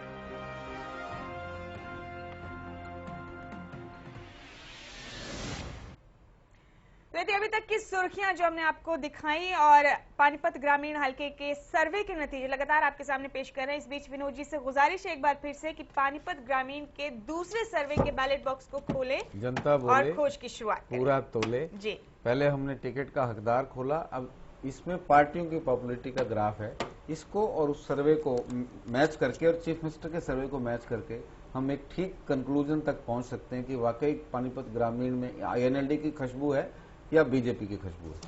प्रदीप जी, अजय जी, मुमताज जी, चलिए बहुत बहुत शुक्रिया विनोद जी। और तमाम चर्चाओं के दरमियान लगातार वोटों की गिनती पर नजर भी रखनी है। साथ ही ये भी जानना जरूरी है कि खोज इंडिया का सर्वे सूबे की हर सीट पर कैसे लोगों की पसंद और पार्टियों की स्थिति साफ कर रहा है। चलिए एक रिपोर्ट के जरिए हम आपको दिखाते हैं कि किस विधानसभा से कौन सी पार्टी बाजी मार सकती है। जिस पार्टी के लिए ग्रीन लाइट जल रही है उसके मायने हैं कि इस पार्टी के लिए वो सीट लगभग पक्की है, और येलो लाइट का मतलब है कि वो पार्टी वहां पर अपने पैर जमाने की कोशिश कर रही है, यानी वो पार्टी उस इलाके में पीछे जरूर है मगर उलटफेर करने का मादा रखती है। इसके अलावा रेड लाइट का मतलब है कि उस विधानसभा सीट पर इस पार्टी के लिए खतरा है। आइए देखते हैं एक रिपोर्ट। जनता ने जो बोला हमने उसे पूरा तोला। अपनी इस खास छानबीन में हम आपको बता रहे हैं कि कौन सी पार्टी रेड लाइट में फंस गई है। रेड लाइट के मायने हैं कि जिसकी रेड लाइट जली है उसका उस सीट से जीतना कांटों भरी राह है। ग्रीन लाइट आपको बताएगी कि उस सीट से पार्टी के लिए जीत का रास्ता आसान है। येलो लाइट के जरिए हम आपको दिखाएंगे कि कौन कौन सी पार्टी कड़े संघर्ष में फंसी है। ऐसी सीटों में कभी भी उलटफेर हो सकती है। ये देखिए, कांग्रेस को बेरी और बादली सीट से ग्रीन सिग्नल मिल रहा है। मतलब ये है कि इन सीटों पर कांग्रेस काफी बड़ी बढ़त बनाए हुए है और उसकी जीत पक्की मानी जा सकती है। इसके बाद देखें तो अटेली और पानीपत शहरी सीट में बीजेपी को भी हरी झंडी मिल रही है, यानी यहाँ से बीजेपी के लिए जीत का रास्ता आसान है। इनेलो को लोहारू, पलवल और पुल्हाना सीट पर ग्रीन सिग्नल मिल रहा है। इसके अलावा अन्य को अभी किसी सीट से ग्रीन सिग्नल नहीं मिला है। येलो लाइट की ओर देखें तो वो सीटें जिन पर कांग्रेस और इनेलो एक दूसरे को कड़ी टक्कर दे रहे हैं वो सीटें हैं नारनौल, हथीन, बहादुरगढ़, नूह, फिरोजपुर झिरखा और नांगल चौधरी। जबकि वो सीटें जहां इनेलो और बीजेपी कड़े संघर्ष में फंसी हैं वो सीटें हैं कोसली और सोहना। रेवाड़ी विधानसभा क्षेत्र में कांग्रेस और बीजेपी एक दूसरे को टक्कर दे रही हैं और इन सीटों पर कैसा भी फेरबदल हो सकता है। टोहाना विधानसभा सीट की बात करें तो यहाँ के नतीजे सबसे जुदा हैं। इस सीट पर कांग्रेस, बीजेपी और इनेलो के बीच त्रिकोणीय मुकाबला है और तीनों पार्टियों को येलो सिग्नल मिल रहा है। और बात करें रेड सिग्नल वाली सीटों की तो कांग्रेस के लिए कोसली, अटेली, लोहारू, सोहना, पलवल, पुल्हाना और पानीपत शहरी रेड सिग्नल वाली सीट हैं। बीजेपी के लिए बादली, नारनौल, लोहारू, हथीन, बहादुरगढ़, पलवल, नूह, फिरोजपुर झिरखा और नांगल चौधरी रेड सिग्नल वाली सीटें हैं। इनेलो के लिए रेवाड़ी, बेरी, अटेली, बादली और पानीपत शहरी रेड सिग्नल वाली सीटें हैं। अन्य के लिए सभी 17 सीटों पर रेड सिग्नल है। सर्वे टीम खोज इंडिया, हरियाणा स्पेशल। जी, तो हमारी खास पेशकश जारी है, लगातार अहम मुद्दों पर चर्चा भी जारी है। विनू जी, आपका रुख करेंगे यहाँ पर हम। जी, एक सवाल हमने शो शुरू होते ही रेज किया था। हज का भाजपा गठबंधन, बीजेपी के पिछले 4 दिन के कदम अगर सबकी समीक्षा करें, 3 दिन पहले डॉक्टर अनिल जैन जो हरियाणा मामलों के प्रभारी हैं और काफी हैसियत रखते हैं बीजेपी में फैसले करने की, करवाने की और तोड़ने की, उन्होंने कहा कि कुलदीप अमित शाह और मोदी से बात करने का सपना छोड़े, स्थानीय लोगों से, स्थानीय नेताओं से बात करे, 20 सीटें मिलेगी और मुख्यमंत्री की दावेदारी छोड़ दें। अनिल विज ने कहा, सीटें कम करते हो तो आओ, नहीं तो तुम अपने घर, मैं अपने घर। धर्मपाल मलिक ने कहा कि सीटें कम करते हैं तो हमको होगा बहुत नुकसान। 3 दिन पहले कैप्टन अभिमन्यु जो तीखे तेवर ले रहे थे, आज कुलदीप के तीखे तेवरों के बाद कैप्टन अभिमन्यु ने कहा कि अगर समझौता टूटता है तो दोनों को होगा नुकसान। प्रदीप जी, ये 4 दिन में 5 उतार चढ़ाव और कुलदीप के अल्टीमेटम का आज लगभग आखिरी दिन, 48 घंटे का अल्टीमेटम था। ये अलग बात है कि अल्टीमेटम पूरा होने वाला है और टाटा भी किसी ने नहीं कहा। स्विचिंग हो रही है, बदल रहे हैं, रुख बदल रहा है। अभिमन्यु ने कहा कि दोनों को होगा नुकसान। क्या कहेंगे आप, क्या सोच रही है बीजेपी? देखिए, दोनों तरफ से पोजीशनिंग हो रही थी अभी तक, तलवारें निकल रही थी। तलवारें निकल भी नहीं रही थी, ऐसे म्यांस निकाल के ऐसे कर देते थे वो, उसको तलवार जब निकल आती है तो हमारे यहाँ कहा जाता है राजपूतों में कि भैया खून पिए बिना तो अब अंदर जाएगी नहीं म्यान में। तो अभी खून पीने वाली स्थिति आई नहीं, वो निकाल के डराते हैं, फिर अंदर रख लेते हैं। तो ये पोजीशनिंग थी, और ये जो पोजीशनिंग इनकी थी दोनों तरफ से दबाव बनाने की, और बीजेपी और बीजेपी ने ऐसी पोजीशनिंग ली जब जिस दिन अनिल जैन ने बयान दिया था तो सूबे के 4-5 कॉर्नर से हरियाणा की जो लीडरशिप है बीजेपी की, एक ही तरह के बयान, एक ही तरह का हमला, एक तरफ से गणेशी लाल, एक तरफ से कोच, एक तरफ रामविलास शर्मा से लेकर अब बत्रा, सोनीपत से, चारों तरफ से तेज हमला किया गया कि क्या कहते हैं कि कुलदीप बिश्नोई डर जाएं। लेकिन कुलदीप बिश्नोई ने जो एक राजनीतिक विश्लेषण करके लाइन लिया, वो बहुत, मुझे लगता है कि उनकी लाइन सही थी। और अब वो जो तलवार निकालने के लिए हो रही थी, आज जिस तरह का बयान आया वो भी तलवार वापस जा रही है, निकली नहीं है ना। अब आप इसको देखिए, हमने कहा ना कि अगर बाहर निकल आती तो खून पी के जाती। विनोद जी, मैं कहूँ तो उसको तलवार यहाँ पर नहीं चल रही है, मैं वही कह रहा हूँ। चाइना में कहते हैं पिंग पोंग का गेम, यानी टेबल टेनिस। तो टेबल टेनिस में क्या होता है कि टेबल के अंदर बॉल को ये इधर से उधर इतनी तेज रफ्तार में होता है कि दर्शक सिर्फ ऐसे से गर्दन घुमा के देखते रहते हैं। तो पिंग पोंग का गेम हो रहा है। अब देखना उसे फॉल्स स्ट्रोक कौन खेलता है। हम भी रोज गर्दन घुमा के देख रहे हैं। तो वही हो रहा है, तलवार नहीं है, पिंग पोंग का गेम है, टेबल टेनिस है। बहुत फास्ट पेस में दोनों तरफ से स्मैश किए जा रहे हैं। अब देखना है कौन उसमें मिस करता है। नहीं, लेकिन इसमें जो अगली बात है कि ये जो पिंग पोंग में था ना, तो बीजेपी की को जो पिंग और पोंग था, बीजेपी के पाले में बहुत जोर से बोला पांग। और उस कैप्टन अभिमन्यु ने, जिन्होंने सबसे पहले हार्ड लाइन ली थी इस गठबंधन को लेकर, सबसे पहले वही बदल गए, सबसे पहले गठबंधन की हार्ड लाइन ली थी, आज जब ये बात कही कि इससे बीजेपी को भी होगा नुकसान, मैं इस लाइन को अंडरलाइन कर रहा हूं और कोट इन कोट कह रहा हूं कि ये अपने में एक महत्वपूर्ण बात है और ये हमारे सर्वेक्षण में भी निकल के आ रही है। आंकड़ों में मैं बताता हूँ, फिर प्रदीप जी आगे बढ़ा सकते हैं।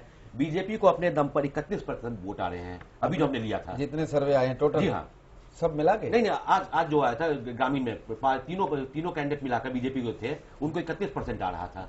वहां पर पिछड़ रहे थे इन लोग के 33.6 से।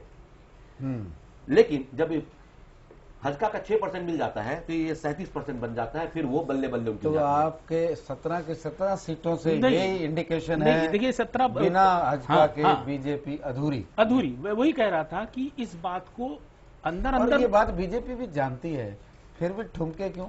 ठुमके इसलिए कि भाई तुम्हारे पास कोई सौदा नहीं है, तुम दोनों हार गए, उसको जलील कर रहे हैं, अपमानित कर रहे हैं। और राजनीति में तो ये चलता है कि अपमानित करना, जलील करना, दूसरे के हिस्से का माल हड़प लेना। तो ये जो हड़पा हड़पी है ना, तो बीजेपी समझ रही है कि चौधरी बीरेन्द्र सिंह आने से जो फायदा हमें मिलने वाला है वो इनके जाने से उससे कई गुना नुकसान हमें हो जाएगा। चौधरी बीरेन्द्र सिंह का फायदा जींद और आसपास हो जाए तो हो जाए। कुलदीप चला भी रहे हैं कि धोखा हो रहा है, धोखा हो रहा है। और कुलदीप को देखिए, एक बड़ी इंटरेस्टिंग बात है जो 17 सीटों में अब तक हुआ है, कुलदीप की शायद एक सीट में उनको कल पानीपत सिटी के अंदर 0 वोट मिला है, पार्टी को भी और कुलदीप बिश्नोई को भी बतौर मुख्यमंत्री। टोटल एवरेज तो 10% से ज्यादा जा रही है। बाकी 16 सीटों में उनको वोट मिल रहा है और ये बीजेपी अच्छी तरीके से कल हम कुलदीप की एवरेज भी निकालेंगे। आज 18 सीटें हो जाएंगी, कल एवरेज भी निकालेंगे। मेरा अंदाजा है कि 10% से ज्यादा उनको वोट मिल रहा है। वो पिंग पोंग की बात चल रही थी, आपने कहा कि थोड़ा सा पोंग बीजेपी की तरफ से हुआ है, और इस पोंग का अंत कहाँ होने वाला है? अंत तो यही होगा ना कि ये इशारा है कि अब लोकल लीडरशिप भिड़ली। अब जब इधर से दोनों सुप्रीमो धर्मपाल मलिक और कुलदीप बिश्नोई दोनों ने स्ट्रांग स्टैंड ले लिया। वहां सेकंड लाइन नहीं लड़ रही थी, वहां भी सेकंड लाइन थी पहले। ये हजका के एक प्रवक्ता ने कह दिया था कि गठबंधन तो भैया गया टूट, इसको मान लिया जाए। तो इधर से भी हुआ था, ऐसा नहीं है। लेकिन जब फाइनल स्टैंड लिया कुलदीप बिश्नोई ने कि 48 आवर्स का अल्टीमेटम जब लिया, तो उसमें उधर से फिर से क्या कहते हैं, रेड कारपेट जो रोल है तो उसको हल्का सा खोला है। अल्टीमेटम तो आज पूरा हो जाएगा, तो क्या माने कल कुलदीप बिश्नोई की तरफ से पहल होगी? नहीं, पहल नहीं होगी। देखिए, बीजेपी की तरफ, कुलदीप की तरफ से ये होगा, वो अपने एग्रेशन को बढ़ा देंगे और रैली में थोड़ा हार्ड होते चले जाएंगे। अब उनको लगा जो उनका पोंग था वो काम कर गया है, अभिमन्यु पिघल गए हैं और दूसरे लोग। लेकिन क्या अभिमन्यु की ने जो कहा, उनकी बीजेपी में ये हैसियत है कि वो बीजेपी को ये समझा लें कि गड़बड़ है? ये सवाल अहम है। कैप्टन अभिमन्यु भारतीय जनता पार्टी के राष्ट्रीय प्रवक्ता हैं, लेकिन और जब प्रवक्ता प्रदीप जी लिसन जब राष्ट्रीय प्रवक्ता बोलता है तो पार्टी की लाइन होती है, वो इंडिविजुअल नहीं। पार्टी प्रवक्ता जब बोलता है तो ये नहीं कह सकता कि ये उनकी निजी राय है, ये निजी राय और प्रवक्ता पार्टी की लाइन बोलता है, चाहे वो पार्टी फिर बदल जाए, लेकिन जो नीति है, जो सिद्धांत है, वो यही है। नेशनल लीडर जैसे प्रदीप जी ने कहा, राष्ट्रीय प्रवक्ता, बड़े नेता और सोनीपत से अपनी टिकट नहीं ले पाए, क्या बीजेपी में उनके स्टेटमेंट को हैसियत वाला स्टेटमेंट माना जाए? माना जाएगा। देखिए, मैं इसलिए मानूंगा कि वो राष्ट्रीय प्रवक्ता है। भारतीय जनता पार्टी किसी भी मंच पे आके ये नहीं कह सकती कि ये हमारी लाइन नहीं है, क्योंकि जो राष्ट्रीय प्रवक्ता होते हैं उनको सीनियर लीडर्स ब्रीफ करके उनको आप ये बोलो। ये और सुबह जब रेगुलर ब्रीफिंग जो होती है कांग्रेस पार्टी की 24 अकबर रोड में और 11 अशोक रोड में बीजेपी समझ नहीं आती, तो बड़े लीडरों से पूछ के आते हैं। ये बीजेपी अलग अलग जगह से अलग अलग बम क्यों फोड़वाती है?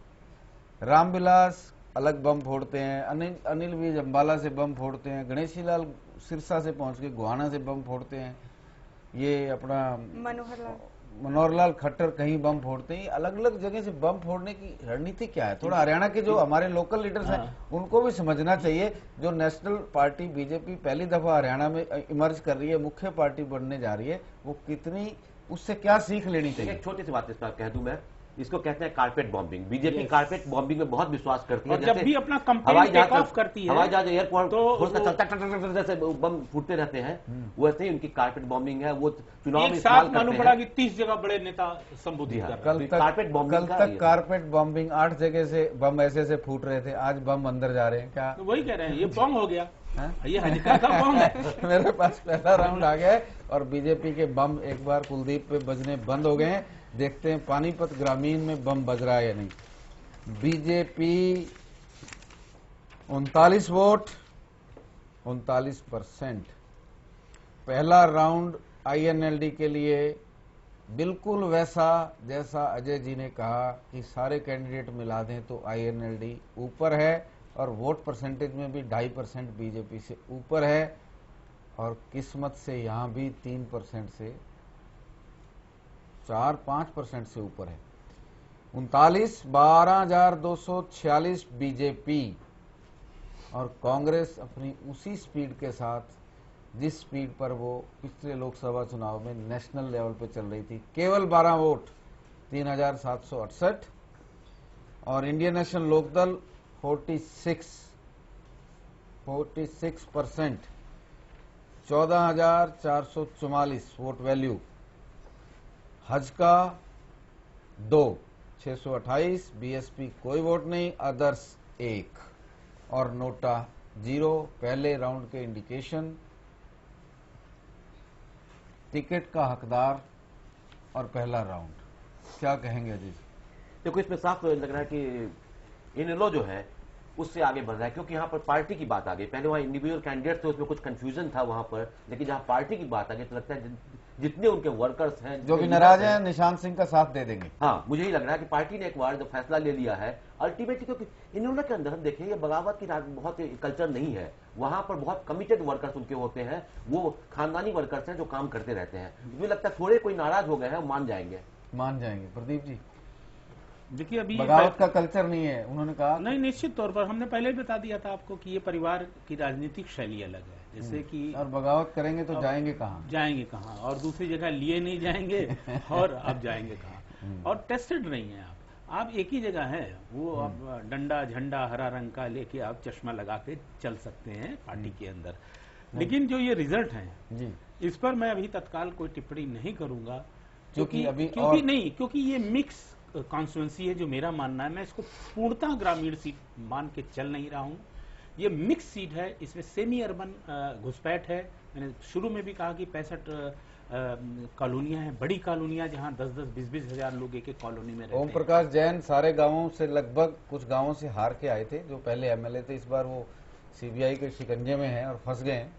उनका नाम भी नहीं है, पता नहीं लड़ेंगे या नहीं लड़ेंगे, लेकिन उनको पानीपत ग्रामीण के अर्बन हिस्से ने, ग्रामीण में सारे ग्रामीण कैंडिडेट आपस में एक दूसरे से 1%, 2% वोट काट गए थे। और ओम प्रकाश जैन ग्रामीण में बहुत हारे नहीं थे, लेकिन जीते भी नहीं थे, लेकिन शहर में आते आते चुनाव जीत गए। जो आपका ऑब्जर्वेशन है उसकी इंतजार करेंगे, 3 राउंड तक हम इंतजार करेंगे। मुमताज जी बिल्कुल, लेकिन एक चीज मैं इसमें जोड़ दूंगा जी, कि अनिल मिस्टर ओम प्रकाश जैन थे। वो जैन समुदाय शहरों में होता है जी, और वो नहीं, मैं मानता हूँ शहर में जीते थे। मुझे अगर कोई जो हार्डकोर कैंडिडेट होते हैं एनएलडी के, तो वो गांव में बढ़ लेता, बाहर आके ठुस हो जाता। जी जी जी जी मुमताज। प्रदीप जी, एक और खबर है आज हमारे पास, बीजेपी के सोशल इंजीनियरिंग की खबर है। 4 यात्राएं बीजेपी सूबे में करने जा रही है, जिसकी अगुवाई 2 के विनोद जी जाट नेता और 2 की गैर जाट नेता करने वाले हैं। तो बीजेपी की सोशल इंजीनियरिंग को तो मुमताज, प्रदीप जी ज्यादा एक्सप्लेन कर सकते हैं या अजय जी कर सकते हैं। मैं सोशल इंजीनियरिंग का स्टूडेंट नहीं रहा। मैं सबके साथ वाली में विश्वास करता हूँ, सबका साथ, सभी जातियों का साथ। देखिए, सबका साथ सबका विकास, ये नारा है। लेकिन एक बात, अब ये चूंकि आपने सबका साथ की बात कर दी तो मुझे बोलना ही पड़ेगा जी कि जब आप सबका साथ सबका विकास की बात करते हैं तो हिंदुस्तान के इतिहास में कभी ऐसा नहीं हुआ कि जो हमारे देश के प्रधानमंत्री हैं उन्होंने जब तक डिस्क्रिमिनेशन पैदा ना किया जाए राजनीति में सफलता नहीं मिलती। आप यही कहना चाह रहे हैं? नहीं, ये नहीं कहना चाह रहे हैं। सबके साथ का सवाल है कि अब आप पार्टी की लाइन से बाहर देश के प्रधानमंत्री हैं, आपने संविधान की सौगंध उठाई है, लेकिन इस बार क्या कहते हैं, इफ्तार पार्टी नहीं, एक बार उन्होंने ईश्वर की शपथ ली थी, ईश्वर के नाम पर शपथ ली थी, संविधान के नाम पर नहीं। ईश्वर के नाम से ले, आप किसी के नाम से ले, कि अटल बिहारी वाजपेयी ने भी इफ्तार पार्टी दी थी, और शहनवाज हुसैन जिनकी पार्टी में जो उनके सांसद रहे और मंत्री रहे हैं, उनकी पार्टी में मैंने कई बार देखा। मोदी की इफ्तार को छोड़ते हैं, नहीं, ये जरूरी है कि सबका साथ, और ये मेंशन करना चाहता था। बहुत कम सवाल पूछती है, लेकिन जो पूछती है वो बिंदास सवाल होते हैं। बीजेपी की सोशल इंजीनियरिंग क्या गोल खिलाएगी हरियाणा में? सोशल इंजीनियरिंग तो अभी बन नहीं पाई है। 4 नहीं 40 रथ निकाल दीजिए, गुजर बैठा दीजिए, जाट बैठा दीजिए, पंडित जी बैठा दीजिए, चाहे जो बैठा दीजिए, सोशल इंजीनियरिंग तब फाइनल शेप में आएगी कि हजगा का क्या होगा, चौधरी बीरेंद्र सिंह का क्या होगा, जब सारी चीजें साफ हो जाएंगी। अब सोशल नहीं, अब क्या ओम प्रकाश धनखड़ अब सोशल इंजीनियरिंग के जाट को रिप्रेजेंट करेंगे या कैप्टन अभिमन्यु? नहीं कर सकते, क्योंकि उनसे भी बहुत बड़े बड़े नेता हैं। प्रदीप जी, ऐसा तो नहीं कि आज ही कैप्टन अभिमन्यु का बयान आया, आज ही सोशल इंजीनियरिंग की खबर आई कि गठबंधन को जारी रखकर गैर जाट की राजनीति को बचाए बीजेपी यहाँ पर, और बीरेंद्र सिंह को साथ लेकर कांग्रेस को सेल लगाने के लिए जाट को भी कंट्रोल में रखे। कहीं ये तो नहीं नीति? नहीं, तो वही है ना कि जाट लीडरशिप किस लेवल पे है, कि कुछ जिलों में भूपेंद्र सिंह हुड्डा जाटों के नेता हैं और वो लोकसभा के चुनाव उस बात का गवाह है कि कि रोहतक में उनके बेटे चुनाव जीते और हिसार और सिरसा में उसने INLD को वोट कर दिया, वहां पर वो जीते। तो दो बड़ी लीडरशिप वहां पर है। तो चौधरी वीरेंद्र सिंह कहां पर अपना हिसाब किताब खोलेंगे? जिस जींद को वो रिप्रेजेंट करते हैं वो जींद भी ओम प्रकाश चौटाला का बड़ा घर है और ओम प्रकाश चौटाला चौधरी वीरेंद्र सिंह को हरा भी चुके हैं। मुमताज, एक चीज कहना चाहूंगा सोशल इंजीनियरिंग के मसले पर, सिर्फ एक चीज कहना चाहूंगा। सोशल इंजीनियरिंग को शुरू किया था मुलायम सिंह यादव ने, लालू प्रसाद यादव ने, मायावती ने, ये सब सफल रहे। उसके बाद बीजेपी इस खेल में बहुत देर से आई। लेकिन आपने अगर उत्तर प्रदेश में देखें, अमित शाह ने अगर जो बीजेपी को 73 सीट वहां पर आया तो इसीलिए सोशल इंजीनियरिंग से आया। कैसे कास्ट कॉम्बिनेशन बनाना है, क्या करना है। I disagree on this. Okay fine, you have a right to disagree. लेकिन 1984 के बाद जी उत्तर प्रदेश ने इतनी बड़ी करवट ली है। जी हाँ, 1984 के बाद उत्तर प्रदेश में कोई 50 क्रॉस नहीं किया है। हाँ, सब नीचे रहे। सारा सोशल इंजीनियरिंग था जो अमित शाह ने चलाया, उसका थ्योरी कुछ बदल गया है। मैं बताता हूँ कि बीजेपी की सोशल इंजीनियरिंग क्या है। कि आप अभी लगातार इंडियन एक्सप्रेस में 2 दिन से लीड खबर छप रही है कि जिस दिन से शपथ लिए सरकार ने, करीब 400 क्या कहते हैं उन स्थानों पे दंगे हुए हैं जहां पर उपचुनाव होने वाले हैं, नंबर 1। और नंबर 2 जो बीजेपी की सोशल इंजीनियरिंग थी वो वेस्टर्न यूपी में दिखी थी कि क्या सोशल, बीजेपी उस तरह की सोशल इंजीनियरिंग कर नहीं सकती जिस तरह से मायावती या जो दलित पिछड़े, अति पिछड़े, पसमानदा मुसलमान को लेकर नीतीश कुमार ने की थी, और जिस तरह से मायावती ने की थी, हाथी नहीं गणेश है, ब्रह्मा विष्णु महेश है। तो ये जो कॉम्बिनेशन बनाया था ये वो अलग इंजीनियरिंग थी। लेकिन बीजेपी की सोच इस तरह की नहीं है। लेकिन माइनॉरिटी में ये मैसेज जा रहा है कि बीजेपी बदल रही है। जैसे मेवात से उस दिन हम फोन ले रहे थे तो उसका जवाब भी मैंने दिया था। उस दिन आपने जवाब दिया था, इधर पानीपत की जनता ने भी जवाब दे दिया। दूसरा राउंड आ गया मुमताज हमारे पास। नहीं विनोद जी, वक्त कम है हमारे पास। दूसरे राउंड के नतीजे जानेंगे, एक छोटा सा ब्रेक लेंगे। यहाँ पर ब्रेक से जल्द लौटेंगे और जल्दी से अपनी चर्चाओं को आगे बढ़ाएंगे। साथ ही जानेंगे पानीपत ग्रामीण हलके के दूसरे सर्वे के दूसरे राउंड के नतीजे भी। छोटा सा ब्रेक, जल्द लौट रहे हैं।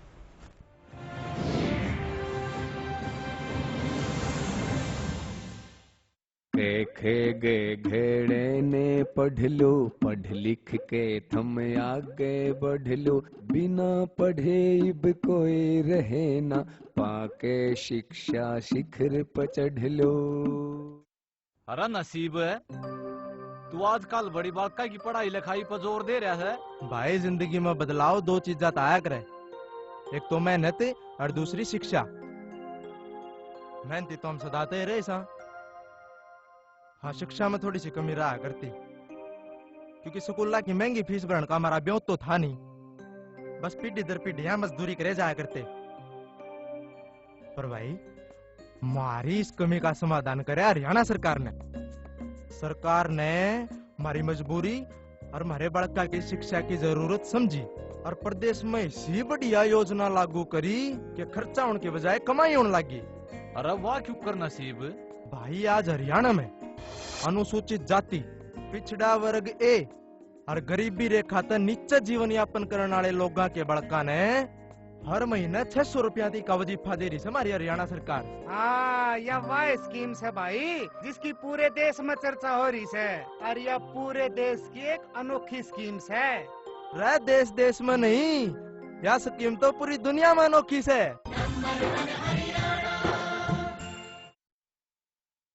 भाई ईद तक आपने बनाया नेताओं का भविष्य, इस चुनाव में ऐसा नेता पकड़ो जो बनावा मारो भविष्य। और नेता की पहचान यूं करो जिया करे करे सोने की परख, एकदम कर दियो ठीक तो हल्के का विकास होगा पक्का, और छोरा ने मिलेगी नौकरी, और इनमें होगी थोड़ी सी भी चूक तो फिर 5 साल करना पड़ेगा लंबा इंतजार। भाई मैं तो अपने जीवन के 5 साल को नहीं करूं बेकार।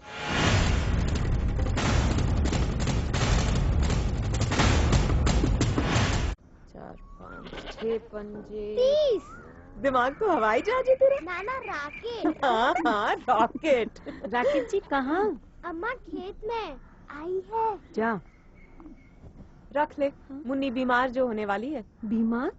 खुले में शौच करेगी, उस पे मंडराएंगी मक्खियाँ, फिर वही मक्खियाँ तेरे बनाए खाने पर बैठो से दूषित करेंगी और मुन्नी को बीमार। घर में शौचालय बनवा और इस्तेमाल कर। जहाँ सोच वहाँ शौचालय। मेरा बार बार सर्वे करने का मकसद है राजनीति में नए लोगों को आगे लाना, ऐसे लोगों को आगे लाना जो अपनी चौधर की राजनीति नहीं करें बल्कि जनता की चौधर के लिए राजनीति करें।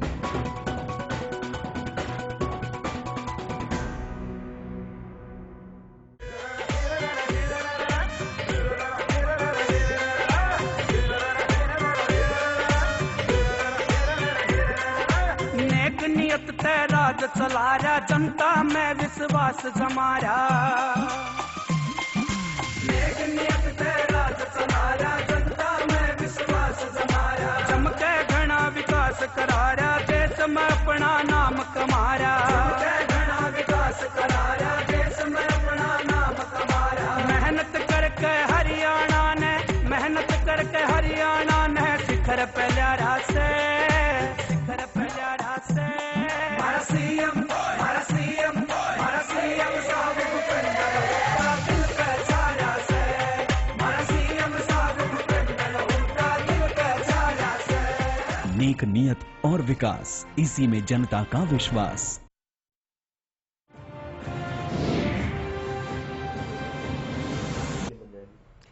ब्रेक के बाद टिकट का हकदार में एक बार फिर से बहुत बहुत स्वागत है आप सबका। और आगे बढ़ने से पहले एक बार फिर से एक नजर अभी तक की सुर्खियों पर। बीजेपी भाजपा गठबंधन पर बीजेपी ने नर्म किए तेवर, बोले कैप्टन अभिमन्यु गठबंधन टूटने से दोनों पार्टियों को होगा बड़ा नुकसान। सूबे के गुरुघरों में कब्जे को लेकर बढ़ा बवाल, कुरुक्षेत्र में पुलिस और सिखों के बीच झड़प, समर्थकों ने फायर ब्रिगेड की गाड़ी तोड़ी, पुलिस ने किया लाठीचार्ज। टिकट को लेकर उम्मीदवारों के बदलाव की खबरों का इनेलो ने किया खंडन, 5 जगहों से थी टिकट बदलने की खबर, इनेलो ने की थी 62 सीटों की घोषणा।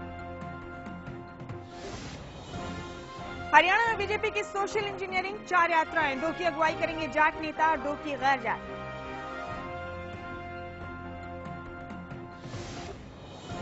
और भडाना के इस्तीफे के बाद इनेलो हुई मेहरबान, कहा ऐसे नेता के लिए हमेशा खुले हैं पार्टी के दरवाजे।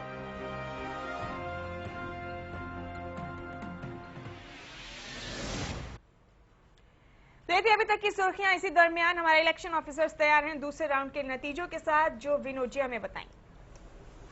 मुमताज, दूसरा राउंड काफी दिलचस्प है। बीजेपी ने यहां कांग्रेस को काफी पीछे छोड़ दिया है। BJP 34 vote, Congress 13 vote. BJP की वोट वैल्यू 10,676, कांग्रेस की वोट वैल्यू 4,082। आईएनएलडी ने यहां कांग्रेस और बीजेपी दोनों को पीछे छोड़ दिया है, 42 vote, 13,188। Hajka 3, 942, Baspa 2, 328, others 1884, 6 vote. दोनों राउंड में आईएनएलडी बीजेपी से आगे।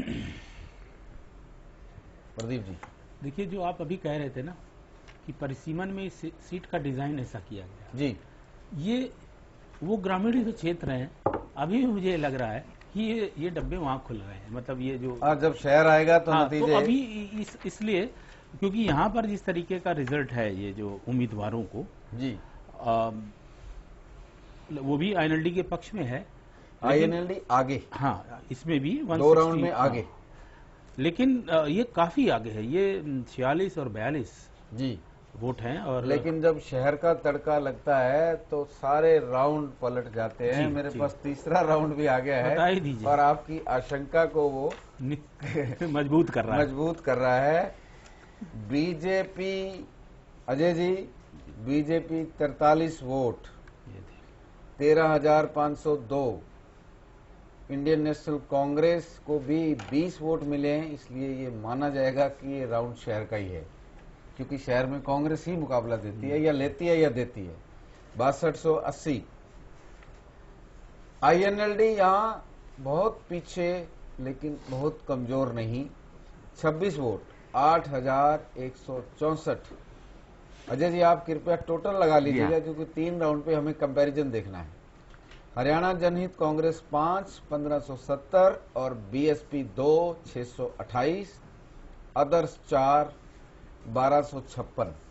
3 राउंड हमारे पास हैं, चौथे राउंड का इंतजार। और अजय जी आपको एक बहुत चौंकाने वाली मैं बताऊं आपको आंकड़ा।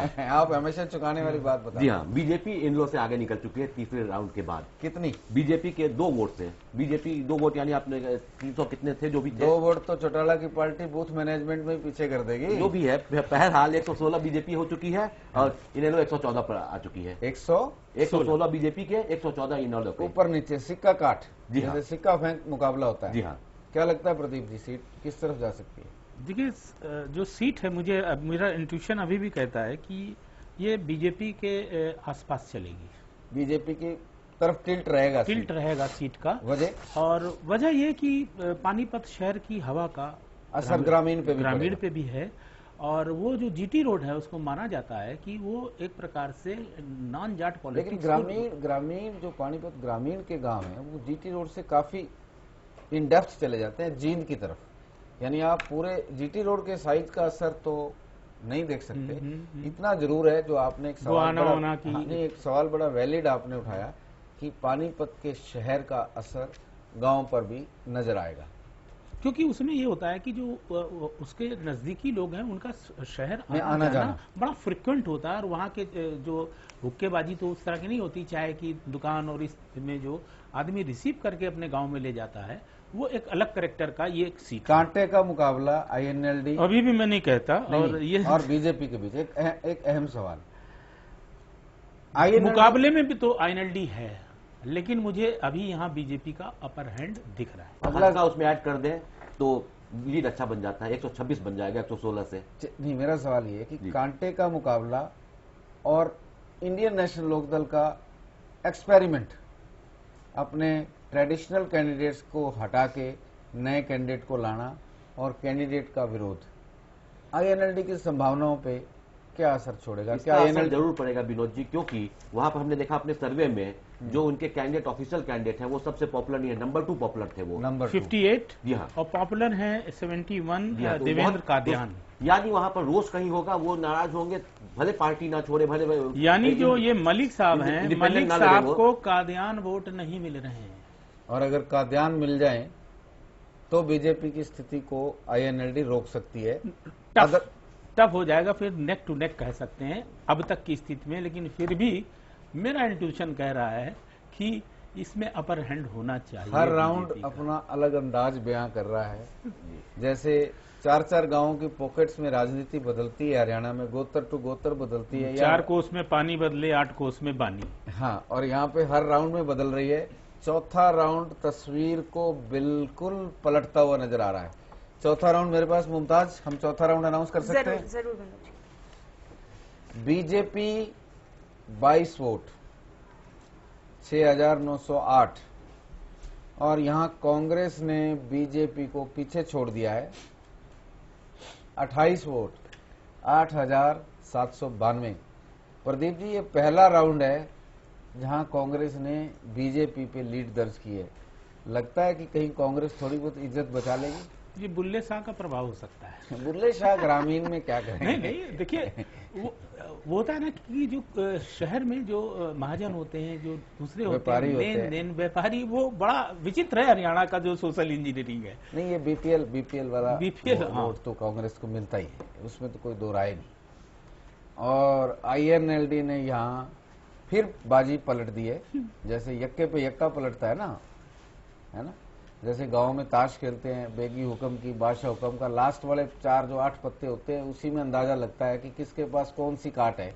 तो यहाँ भी आईएनएलडी ने पूरी काट मारी है, 37 वोट, 11618, 15 वोट से लीड। हजका 5 वोट, 1570, बीएसपी 2, 628, और अदर्स 6, 1884। 4 राउंड में आईएनएलडी बीजेपी से कुछ आगे है। कितनी आगे है अजय जी बताएंगे? इन लोगों के 151 बन रहे हैं टोटल। 4 राउंड है, अभी एक राउंड और आने वाला।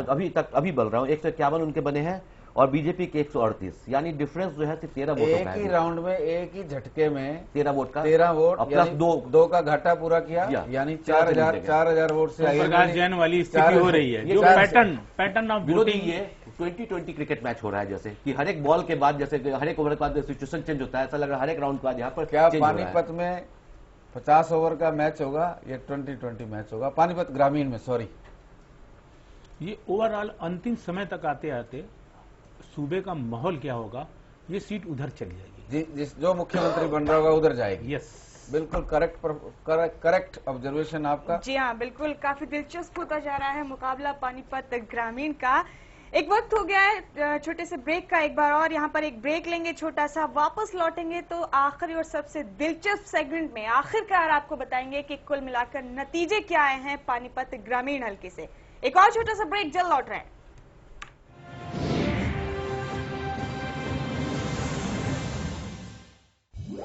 अड़े छैल छबीले छोरे वीरा के गजब डिठोरे, एक बैजो देख ले फिर भूले ना।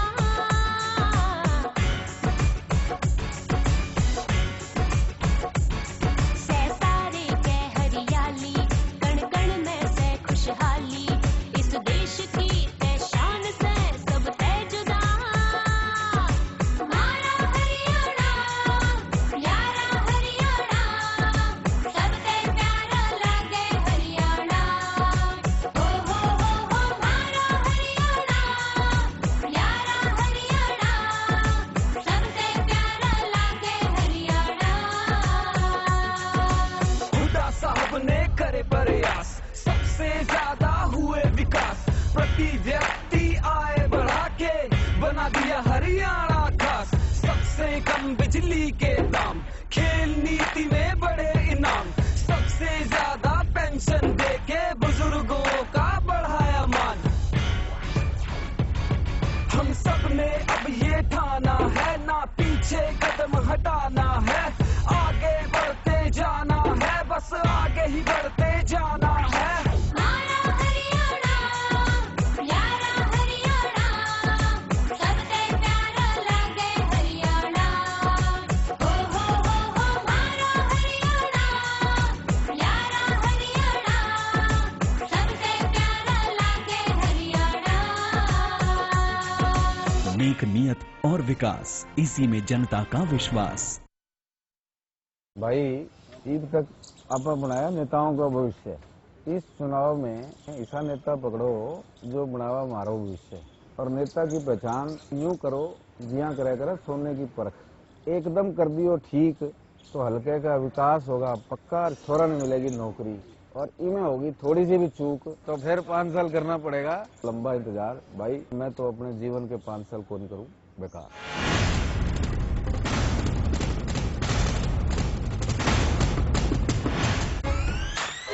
देश की खातिर अन्न उपजाते अपने किसान हैं, दुनिया में नाम कमारे हमारे पहलवान हैं। सेना में 10वां सैनिक हमारा जवान है, आधुनिकता में पीछू रहने आया, पूरी दुनिया में अपनी अलग पहचान, पूरी दुनिया में अपनी अलग पहचान। चाहे खेत हो खेल या जंग का मैदान, सबसे आगे हरियाणा, सबसे ऊपर हरियाणा, नंबर 1 है हरियाणा जी, हुड्डा जी का हरियाणा। हुड्डा साहब ने करे प्रयास, नेक नियत से किया विकास, प्रति व्यक्ति आय बढ़ा के बना दिया हरियाणा खास। सबसे कम बिजली के दाम, फसलों के भी बड़े हैं दाम, सबसे ज्यादा पेंशन देके बुजुर्गों का बढ़ाया मान। मनरेगा में रेट है हाई, गरीब बच्चों की मुफ्त पढ़ाई, नई नई यूनिवर्सिटी लाकर शिक्षा की भी ज्योत जलाई। सबसे ज्यादा निवेश यहाँ, आधुनिकता की रेस यहाँ, परख लाओ बदलाव की नीति बने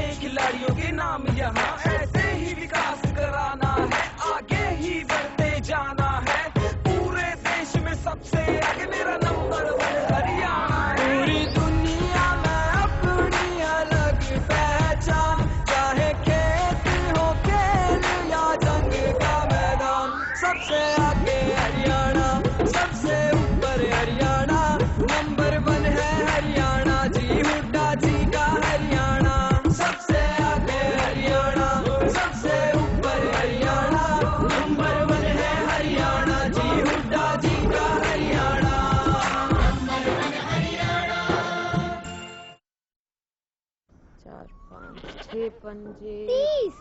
दिमाग तो हवाई जहाज है तेरा। नाना राकेट। हाँ हाँ रॉकेट। राकेट जी कहाँ? अम्मा खेत में आई है। जा रख ले। मुन्नी बीमार जो होने वाली है। बीमार? खुले में शौच करेगी, उस पे मंडराएंगी मक्खियाँ, फिर वही मक्खियाँ तेरे बनाए खाने पर बैटू से दूषित करेंगी और मुन्नी को बीमार। घर में शौचालय बनवा और इस्तेमाल कर। जहाँ सोच वहाँ शौचालय।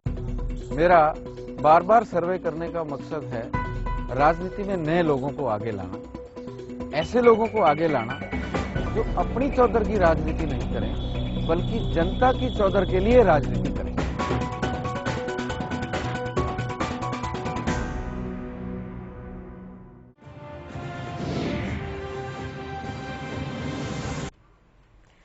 ब्रेक के बाद टिकट का हकदार के सबसे आखिरी और सबसे दिलचस्प सेगमेंट में आप सबका बहुत बहुत स्वागत है। जी हाँ, दूसरे राउंड में जनता बोलेगी पूरा। दूसरे राउंड के नतीजे हमारे सामने हैं, बताएंगे आपको, लेकिन पहले एक नजर अभी तक की सुर्खियों पर। बीजेपी आज का गठबंधन पर बीजेपी ने नरम किए तेवर, बोले कैप्टन अभिमन्यु गठबंधन टूटने से दोनों पार्टियों को होगा बड़ा नुकसान।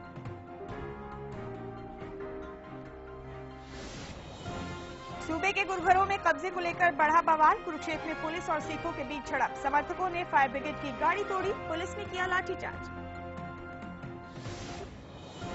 टिकट को लेकर उम्मीदवारों के बदलाव की खबरों का इनेलो ने किया खंडन, 5 जगहों से थी टिकट बदलने की खबर, इनेलो ने की थी 62 सीटों की घोषणा। हरियाणा में बीजेपी की सोशल इंजीनियरिंग, 4 यात्राएं, 2 की अगुवाई करेंगे जाट नेता और 2 की गैर जाट। भडाना के इस्तीफे के बाद इनेलो हुई मेहरबान, कहा ऐसे नेता के लिए हमेशा खुले हैं पार्टी के दरवाजे।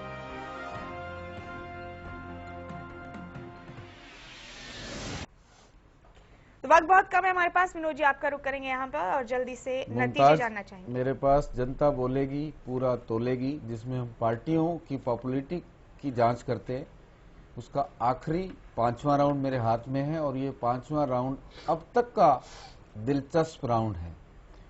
बीजेपी को इस राउंड में 20 वोट मिले हैं, 6280, लेकिन कांग्रेस के लिए ये राउंड बहुत कुछ अलग लेके आया है। विजेंद्र बिल्लू जो ये कह रहे थे कि दिल्ली से टिकट लेकर चलूंगा, पानीपत आते आते चुनाव जीत जाऊंगा, और हमें हंसी आ रही थी, मजाक लग रहा था, अजीब भी लग रहा था, लेकिन कुछ कुछ ऐसा जरूर बिल्लू ने छिपा रखा है जिसके दम पे वो खम ठोक रहे थे। आईएनसी को यहाँ 45% वोट मिला है, 45 वोट, अब तक के सबसे ज्यादा वोट, 14,130 वोट वैल्यू। आईएनएलडी को यहाँ बीजेपी से 2 वोट कम मिले हैं, 18 वोट, 5,652। हज का 6, 1884, बसपा 4, 1256, अदर्स 2 और नोटा ने खाता खोला, यहाँ 5 वोट मिले हैं, 1570। और कुल मिला के इस सीट पे चीफ मिनिस्टर का सर्वे अभी मेरे पास, हाँ चीफ मिनिस्टर का सर्वे भी मेरे पास आ गया है। कुल मिला के बीजेपी को 158 वोट 500 के सैंपल में, वोट वैल्यू 49,612। कांग्रेस जो 4 राउंड में 25,000 से भी नीचे चल रही थी, वो 35,000 से भी जंप मार गई है, 5 राउंड में 118, 37,052 वोट। विजेंद्र बिल्लू कुछ बोल रहे थे तो कुछ कुछ छिपा हुआ है जो हमें मालूम नहीं था, यहाँ जनता ने बता दिया है, सर्वे बोल रहा है।